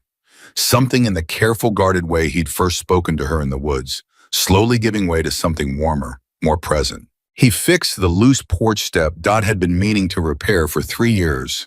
He rewired the ancient light fixture in the hallway that had flickered unreliably since Walter's passing. He spent an entire afternoon patiently teaching himself, through nothing but stubborn determination and a library book on basic plumbing, how to fix the leak under her kitchen sink that had defeated 2 previous handymen. "You don't have to keep fixing things," Dot told him one evening, watching him sand down a rough edge on the banister with a focus that seemed to steady something restless in him. "I like fixing things," Gunnar said simply. "Feels good to repair something instead of breaking it for once." Dot studied him, understanding settling over her slowly. "Is that what the club felt like toward the end? Breaking things?" Gunnar's hands stilled on the banister. "Toward the end? Yeah, that's exactly what it felt like." He looked up at her, something vulnerable crossing his tired features. "I keep thinking about the man I used to be before all of this. Before the war changed me, before the club gave me somewhere to put all that broken. I don't even know if I remember how to be him anymore." "Maybe you don't need to be him," Dot said gently. "Maybe you just need to figure out who you're becoming instead." Something in her words seemed to land somewhere deep, and Gunnar was quiet for a long moment processing. "Your grandchildren," he finally said, changing the subject with visible effort. "Marlene mentioned they'd be staying with a cousin a few hours from here, but she said something about bringing them back once things settle. What are they like?" "Loud," Dot said, a genuine smile finally breaking through days of tension. "Impossibly loud and endlessly curious, and they will absolutely climb all over you the moment they meet you if given half a chance." "That sounds terrifying," Gunnar said, though something warm flickered behind his eyes. "It's the best kind of terrifying," Dot said.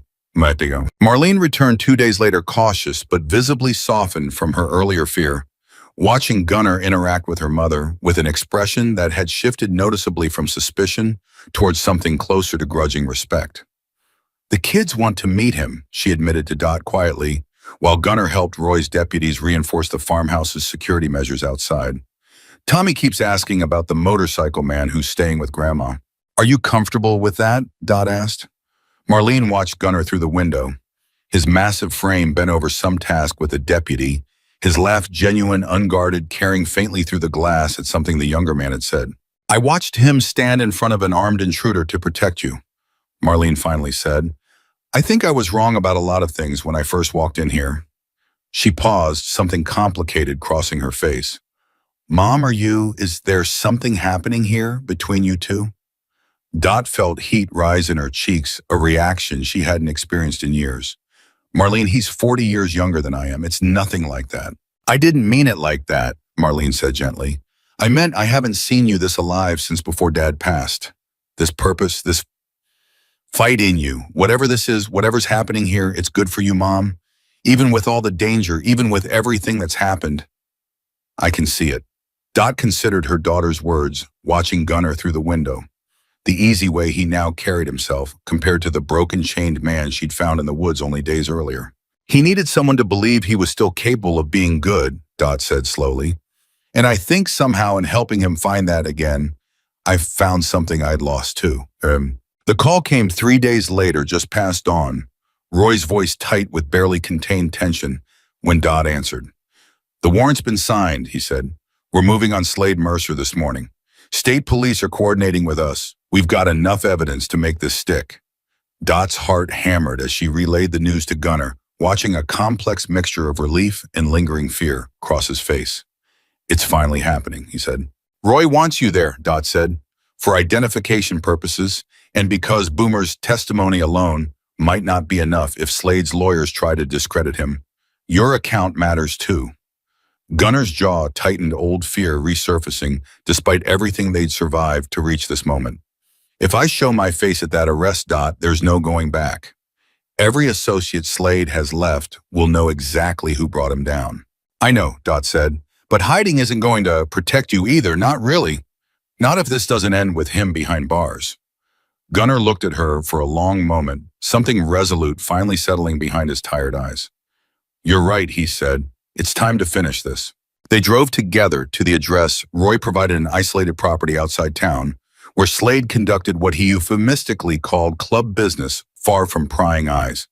Multiple police vehicles were already converging as they arrived, officers moving with tactical precision, and Dot's stomach twisted with anxiety watching the operation unfold. Stay in the car, Gunner said. Please, Dot. Whatever happens in there, I need to know you're safe. For once, Dot didn't argue. The minutes that followed stretched with agonizing tension. Radio chatter crackling faintly from a nearby cruiser. Dot's hands clenched so tightly in her lap that her knuckles had gone white. Then finally, movement officers emerging from the building, and between them, hands cuffed behind his back. Slade Mercer, his earlier casual confidence replaced with cold, calculating fury, as his eyes swept the scene and landed inevitably on Gunner standing at the edge of the property. This isn't over, Slade called out even as officers pushed him toward a waiting cruiser. You think a badge and some paperwork protects you forever? I have people, Gunner. People who remember exactly who put me here. Then they'll remember exactly what happens to people who chain innocent men to trees and terrorize old women, Gunner called back, his voice carrying a steadiness that surprised even Dot. Slade's eyes narrowed with fury as he was finally loaded into the cruiser, the door slamming shut on whatever final threat he might have offered. Roy approached them moments later, exhaustion and relief mixing across his features. It's done. He's in custody, and with everything Boomer provided combined with your testimony and Ruth Ann's statement, the DA is confident this sticks. Really sticks. Dot felt the tension that had gripped her chest for days finally begin to loosen, though a lingering wariness remained. What about the rest of his organization, Gunner asked. The men still loyal to him. We're working through that, Roy said. Some will scatter now that their leader's gone. Others might try to retaliate, which is why I still want protection on your farmhouse, until we're certain the immediate danger is past. Gunner nodded, but his eyes had already drifted back toward Dot, something profound and grateful settling across his exhausted features. It's really over, he said quietly, more to himself than to either of them. After everything, the chains, the threats, everything Slade tried to take from me, it's actually over. Dot reached for his hand, steady despite everything they'd survived together. Not over, she said gently. Just beginning. There's a difference. Gunner looked at her, understanding dawning slowly across his battered, healing face. And for the first time since she'd found him chained and broken in the quiet of her own woods, something that looked entirely like hope settled permanently into his tired eyes. The relief lasted exactly 4 days. Dot was in her kitchen, hands deep in bread dough, when the phone rang with a call that shattered the fragile peace they'd only just begun to trust. Roy's voice on the other end carried none of the triumph from the arrest, only a flat, grim urgency that made her stomach drop before he'd even finished his first sentence. Mrs. Caldwell, I need you to listen carefully. Slade made bail this morning. The wooden spoon slipped from Dot's hand, clattering against the counter. That's not possible. He's facing extortion charges, attempted murder. His lawyer found a technicality with the arraignment judge, argued flight risk wasn't sufficiently established given his community ties. Roy's voice was tight with barely controlled fury. I fought it. The DA fought it. It didn't matter. He walked out of that courthouse 40 minutes ago. Gunner, who had been repairing the hinge on the barn door outside, appeared in the kitchen doorway at the sound of Dot's sharp intake of breath, his entire body going rigid the moment he read her expression. What happened? Slade's out, Dot said, her voice trembling. He made bail. The color drained from Gunner's face so completely that for a moment Dot feared he might collapse right there in her kitchen. That's not possible. The evidence, the charges, a technicality. Dot repeated Roy's words numbly, still pressing the phone to her ear. Roy, what does this mean? Is he going to come after us again? I don't know, Roy admitted, and the honesty in his uncertainty terrified her, more than any confident reassurance could have. But I'd assume the was until we know otherwise. He's got conditions on his release, no contact with witnesses, no leaving the county, but men like Slade Mercer don't exactly respect the boundaries a judge draws on paper. Gunner's hands had curled into fists so tight his knuckles had gone white. He's going to come for Boomer first. Boomer's the one who handed over the financial records. Slade will consider that the deepest betrayal. I'm already dispatching a unit to Boomer's location, Roy said. But Gunner, I need you to understand something. If Slade's out on bail with nothing left to lose, he's not going to be careful anymore. He's not going to wait for perfect timing or clean opportunities. Desperate men make dangerous choices. The call ended, but the dread it left behind settled over the farmhouse like a physical weight, and Dot found her hands shaking too badly to continue kneading the bread dough still sitting abandoned on the counter. I need to warn Boomer myself, Gunner said, already reaching for his jacket. Roy's deputies might not get there in time. Gunner, you can't just drive out there alone. Dot, if Slade's men get to him before we do, his wife, his daughter. Gunner's voice cracked with an urgency that silenced her protest instantly. I have to try. Dot grabbed her own coat before he could argue further. Then we go together. Absolutely not. It's too dangerous. Everything about this last week has been too dangerous, Dot said, meeting his eyes with the same unshakable resolve that had carried her through Slade standing on her own porch. I am not staying here wondering if you're safe while you drive into whatever's waiting out there. Gunner stared at her for a long moment, exasperation and something far deeper, far more protective warring behind his tired eyes. You are the single most impossible woman I have ever met, he finally said. Get in the truck, Dot said, already moving toward the door.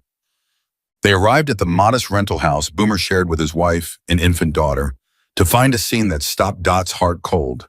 A police cruiser already parked crookedly in the driveway, its door hanging open, and Boomer standing on his front porch, his face ashen, his wife clutching their crying baby tight against her chest behind him.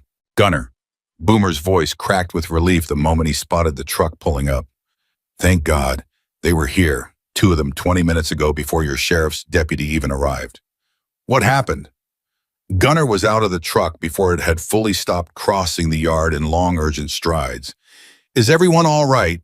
They didn't get inside, Boomer said, still visibly shaking. Sarah saw them coming up the walk. We barricaded the door, called 911.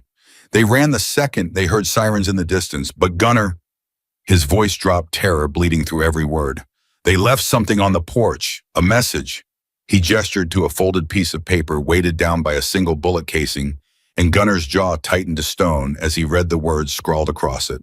Everyone who talks pays, starting with the ones you love most. This is my fault, Boomer said, his voice breaking. I brought this to my own family's doorstep. No, Gunner said, fiercely gripping his friend's shoulder. This is Slade's fault. Every bit of this violence belongs to him, not to the people brave enough to finally stand up against it. Dot approached Sarah, gently watching the young mother's trembling hands as she tried to soothe her crying infant. Is there somewhere safer you could go? Family out of state, perhaps? My sister's in Ohio, Sarah said, her voice thin with fear. But Boomer, if we leave, if we run. Then you run, Gunner said firmly. Both of you tonight, I'll help however I can, but your daughter's safety matters more than any testimony, more than any case. Slade's already shown he doesn't care about lines he shouldn't cross. The deputy who'd arrived earlier stepped forward, his own face grim. I've already called this in as an attempted witness intimidation. Sheriff Brennan's requesting an immediate revocation of Slade's bail based on this violation. Will that actually happen? Dot asked, desperate hope threading through her voice. It should, the deputy said. A direct violation like this on record with a bullet casing left as a threat, no judge in the county could ignore that. But even as the words offered a fragile thread of reassurance, Dot watched Gunner's expression remain tight with a fear that hadn't fully released, and she understood with sinking certainty that the danger was far from finished. The revocation came through by evening, but rather than easing the terror gripping the farmhouse, the news that Slade was now officially a fugitive, having vanished the moment word reached him, that his bail was being revoked, only deepened the dread settling over everyone connected to his downfall. He's not going to run far, Gunner said that night, pacing the length of Dot's living room. with a restless coiled energy that mirrored the tension radiating through the entire house. Men like Slade don't disappear quietly. If he's cornered, if he knows this is truly ending, he's going to want to make sure it ends on his terms. What does that mean? Dot asked, though some part of her already feared the answer. It means before he runs, he's going to try to make an example, Gunnar said grimly. Of me, of you, of everyone who helped bring this down. Roy had insisted on stationing a deputy permanently at the farmhouse gate, and additional units patrolled Boomer's now empty rental house and Ruth Ann's hardware store, but the sense of safety that measure provided felt thin, fragile, entirely insufficient against a man who had already proven how far his reach extended. I need to call Boomer, Gunnar said suddenly. See if there's anyone else in the club willing to help us find him before he finds us first. Dot watched him dial, watched the tension in his shoulders as the call connected, and felt her own heart pounding with an anxiety that had become almost constant these past days. Boomer, it's me, Gunnar said. Any word from the others? Anyone who might know where Slade's holed up? The conversation that followed stretched several minutes. Gunnar's expression shifting through concern, surprise, and finally something that looked almost like cautious hope. You're sure about this? He finally asked before ending the call and turning to Dot with an expression she couldn't quite read. What is it? Boomer's been in contact with 3 other members, Gunnar said slowly. Guys who've been quietly disillusioned with Slade's leadership for months but were too scared to speak up. Now that he's exposed as a fugitive, now that the whole operation is crumbling, they're willing to help. Help how? They know the properties Slade uses to lay low when things get hot, Gunnar said. Old family land, unregistered cabins, places that wouldn't show up on any official record. If we can help Roy narrow down where he might be hiding. Gunnar, that's dangerous. If you go looking for him yourself. I'm not going to confront him, Gunnar said quickly, though the tightness around his eyes suggested he understood exactly how dangerous even gathering information could become. I'm going to give Roy everything I can and let the professionals handle the rest. But Dot, I can't just sit here waiting for him to come to us, not when there's a chance to end this before he hurts anyone else. The information Boomer and the others provided led Roy's department in coordination with state police to a hunting cabin deep in a wooded property 40 minutes from Cedar Hollow, remote enough to hide in close enough that Slade could still monitor his remaining interests in the county. The operation to apprehend him happened at dawn. Dot and Gunnar waiting at the farmhouse with a tension so thick it felt physically suffocating, every minute crawling past, while radio silence stretched unbearably long. When Roy's call finally came through just past 7 in the morning, his voice carried an exhaustion, tempered with unmistakable relief. We got him, on him, Roy said. No injuries on our end. He tried to run, got about 100 yards before we caught up. It's over, Mrs. Caldwell. Really over this time, no bail, no technicalities. Attempted intimidation of federal witnesses, fleeing arrest, the extortion charges, even his lawyer can't spin his way out of this.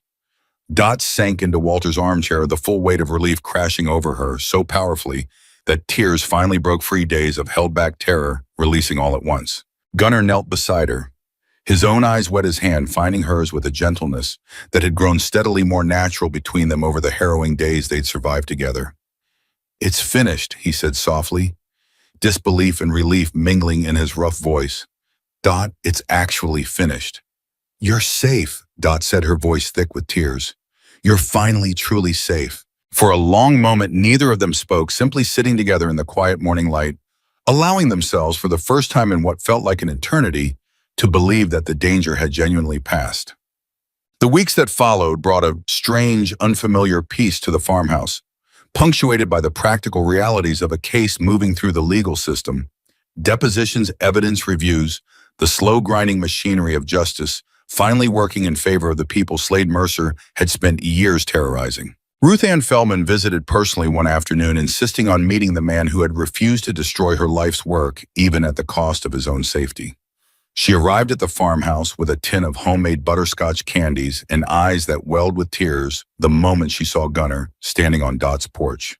You could have just done what he told you, she said, her voice trembling with an emotion too large for words. You could have saved yourself so much pain.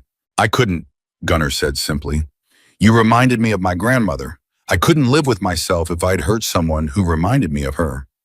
Ruth Ann's composure broke completely then, and she embraced him, this massive tattooed, once terrifying biker, with the fierce, unguarded gratitude of someone who understood exactly what his refusal had cost him. "You saved my store," she said. "You saved everything my father built. I will never, for the rest of my life, forget what you sacrificed for a stranger." "You weren't a stranger," Gunnar said, his voice rough with emotion he clearly hadn't expected to feel this deeply. "Not really. Not to someone who grew up watching his grandmother run a store just like yours." Dot watched the exchange with her own eyes stinging, understanding that something profound had shifted, not just in the legal battle they'd won, but in the very foundation of who Gunnar Tate believed himself capable of being. Marlene brought the children the following weekend, her earlier suspicion long since replaced by genuine grateful acceptance. Dot watched from the porch as her grandchildren, 7-year-old Tommy and 5-year-old Lily, approached Gunnar with the fearless curiosity only children possessed, utterly unbothered by his imposing size or the tattoos that had once terrified their mother. "Are you really a Hell's Angel?" Tommy asked, staring up at Gunnar with wide, fascinated eyes. "I was," Gunnar said, carefully glancing toward Marlene for permission before continuing. "Not anymore, though. Not the way I used to be."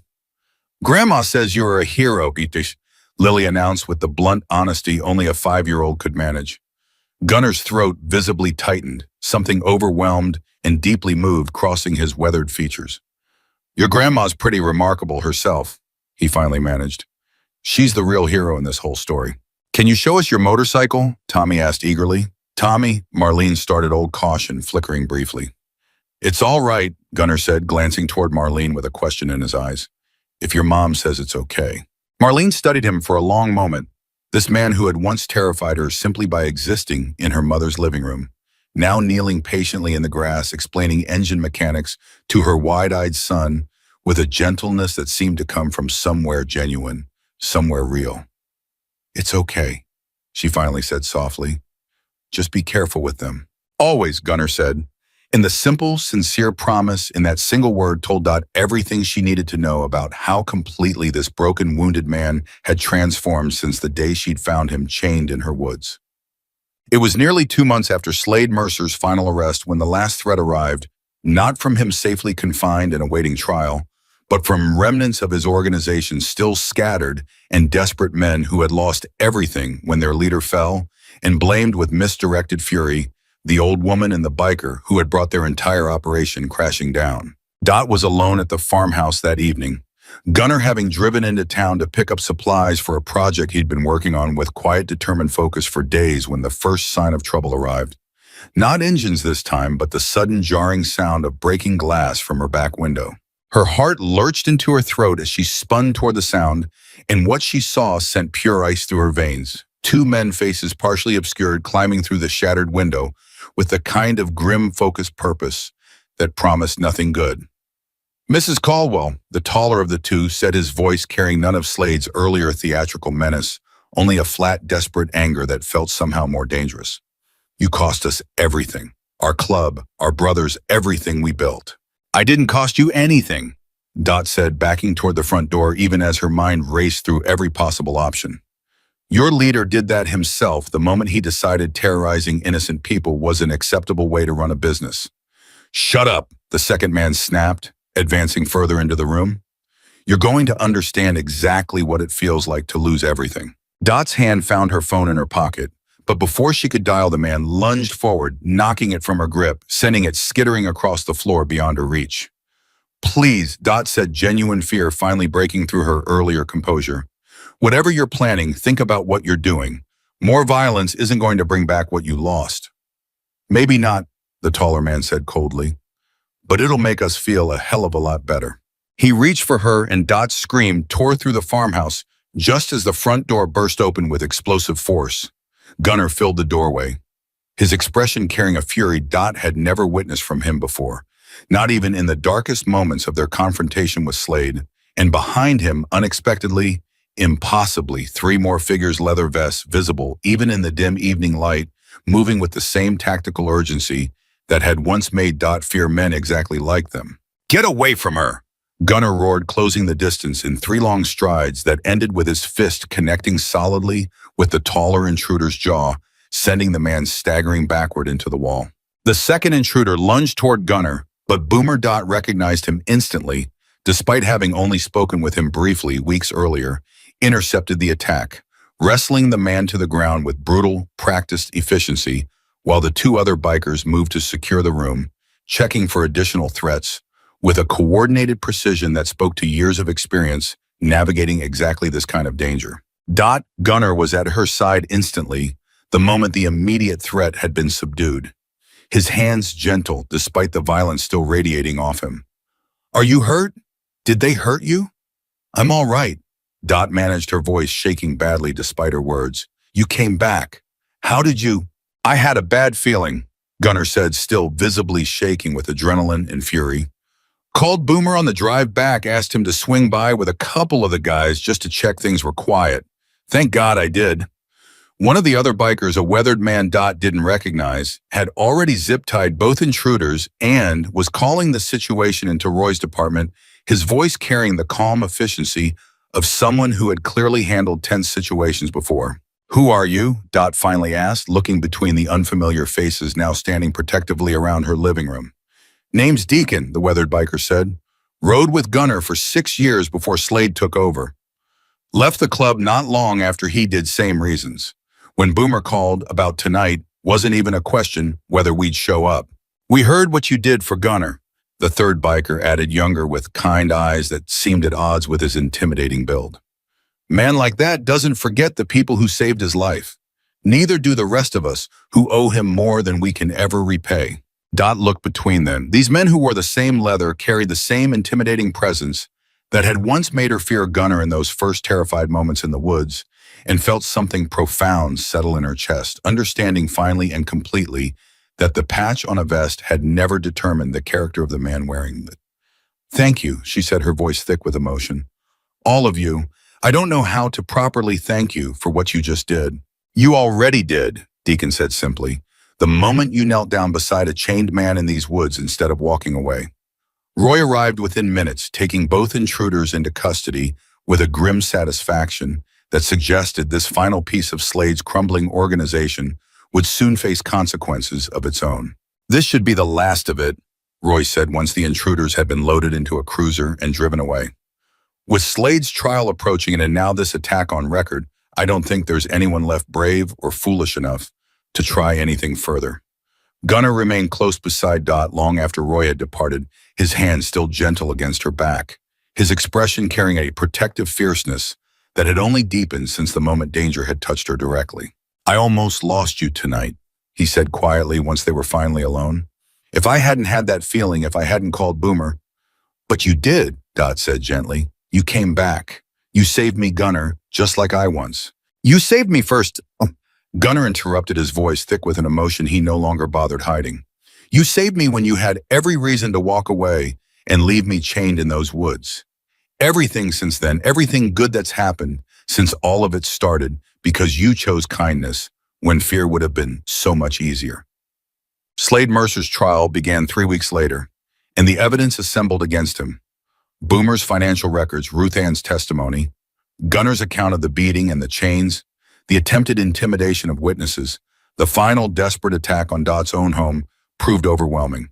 The jury deliberated less than 4 hours before returning a verdict that would keep Slade Mercer behind bars for the rest of his natural life. Dot sat in the courtroom gallery beside Gunner, Marlene and Roy watching as the verdict was read, feeling the profound, almost physical release of a fear that had gripped Cedar Hollow for years, without most residents even fully understanding its source.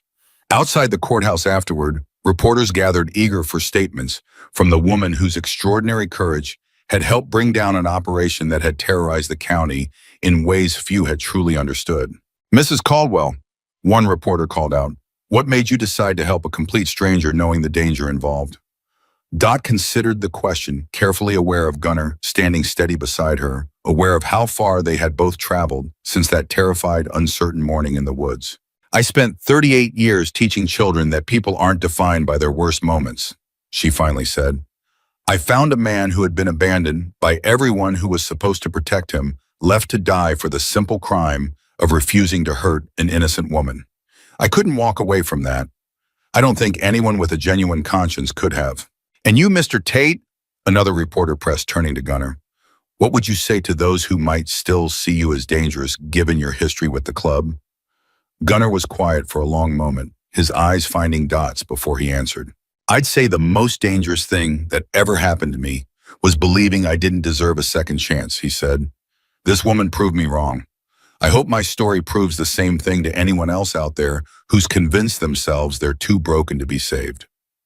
Life at the farmhouse settled into something Dot hadn't dared hope for during those terrifying early days, a genuine, unhurried peace built on the foundation of everything they'd survived together. Gunnar stayed on not as a temporary guest recovering from injury, but as something that had grown into family in ways neither of them had fully anticipated. He completed the renovation project he'd been quietly working on for weeks, and when he finally revealed it to Dot one crisp autumn afternoon, she found herself moved to tears at the sight of it. Walter's old workshop, long neglected since her husband's passing, restored and reorganized, every tool cleaned and hung with careful precision. A small, handwritten sign above the door reading, simply Caldwell and Tate. I thought maybe, Gunnar said, uncharacteristically nervous, if it's all right with you, I could keep helping around the property. Officially, I mean. Not just as someone recovering, but as someone who actually belongs here. Gunnar, Dot said, her voice thick with emotion. You've belonged here since the day I found you in those woods. This is your home too, if you want it to be. Marlene's children had taken to calling him Uncle Gunnar, without any prompting, a title he wore with a quiet, humbled pride that had transformed him almost unrecognizably from the broken hollow man Dot had first discovered chained to a tree. Boomer and Deacon visited regularly along with several other former club members who had chosen following Slade's downfall to leave the darker path entirely and rebuild their lives around something closer to the brotherhood they'd originally sought when they'd first joined men who understood loyalty not as blind obedience to a dangerous leader, but as genuine care for one another and for the community around them. Together, they organized a charity ride the following spring, raising funds for veterans struggling with the same invisible wounds that had once driven Gunnar into darkness, proceeds going toward counseling services and support programs for men and women who had served their country only to find themselves lost and unsupported once they returned home. Ruth Ann's hardware store became something of an unofficial headquarters for the growing group, the elderly shop owner delighting in feeding the reformed bikers homemade pie every time they gathered, treating each of them with the same warm, unconditional acceptance that had first drawn Gunnar to protect her. On a quiet evening, nearly a year after Dot had first knelt beside a chained, broken stranger in her own woods, she sat on her porch watching Gunnar teach Tommy and Lily how to properly check tire pressure on an old motorcycle he'd restored specifically for moments exactly like this one, their laughter carrying warm and unguarded across the yard. Marlene settled into the chair beside her mother, watching the same scene with an expression that had transformed completely from the fear and suspicion of that first terrified encounter. I keep thinking about how close I came to convincing you to send him away that first day, Marlene said quietly. If I'd succeeded if you'd listened to my fear instead of your own judgment. But I didn't, Dot said gently, and look what we would have lost if I had. Marlene watched her children's delighted laughter, watched the patient, protective way Gunnar guided them through each step, and felt her own eyes grow wet with an emotion too complex for simple words. He's part of this family now, Marlene said, genuinely, completely part of it. I don't think I ever imagined saying that about the man I once wanted arrested the moment I walked into your kitchen. People change, Dot said. When someone finally believes they're capable of being more than their worst moment, remarkable things can happen. Gunnar glanced up from the motorcycle, catching Dot's eye across the yard, and something passed between them. Not romantic, not exactly, but something deeper and more profound than easy categories could capture. A bond forged not through blood, but through choice, through the simple, radical decision to believe that broken things could still be worth saving. Grandma, Lily called out, waving excitedly. Uncle Gunnar says I can ride on the back once I'm bigger. We'll see about that, Dot called back, laughing despite herself, and beside her Marlene laughed too, the sound easy and unguarded in a way it hadn't been in longer than either of them cared to admit. As the sun began its slow descent toward the tree line, painting the sky in soft shades of gold and amber, Dorothy Caldwell allowed herself finally and completely to feel the full weight of everything that single choice in the woods had built. A wounded man had found his way back to himself. A community had been freed from years of quiet terror. A family unexpected and unconventional had grown from the ashes of tragedy into something resilient and true. She had spent 38 years teaching children that kindness was never wasted, that every person deserved the chance to become better than their circumstances suggested they could be. She had believed it with her whole heart, standing in front of countless classrooms over countless years. But she had never truly understood the full power of that belief until the morning she knelt in the dirt beside a chain-broken stranger and chose compassion over fear. Gunnar Tate had once been a man the world had already decided to give up on, beaten, abandoned, left to die by the very brotherhood that was supposed to protect him. Yet within him had always lived a soul capable of extraordinary loyalty, extraordinary courage, extraordinary love, waiting only for someone brave enough to see past the leather and the tattoos and the fear his appearance inspired. Dorothy Caldwell had been that person, and in choosing to save him, she had ultimately saved herself too from the quiet, lonely grief that had settled over her life since Walter's passing, from the fear that had nearly convinced her to walk away that first terrifying morning in the woods. Some acts of kindness ripple outward in ways no one can fully predict, touching lives far beyond the single moment of courage that set them into motion. A hardware store saved, a corrupt empire dismantled, a community freed from years of hidden terror, a family expanded in ways no one could have imagined. And at the center of it all, one simple, unshakable truth remained carried forward now by everyone whose lives had been touched by what began as a single act of compassion in a quiet Tennessee forest. No one is ever truly beyond saving. And sometimes the smallest acts of courage, a hand extended instead of withdrawn, a door opened instead of closed, a choice to see humanity where the world insists on seeing only monsters, can change not just one life, but every life that follows in its wake. Dorothy Caldwell never set out to be a hero. She simply refused to walk away from someone in pain. And in the end, that single unwavering choice became the greatest legacy of her life.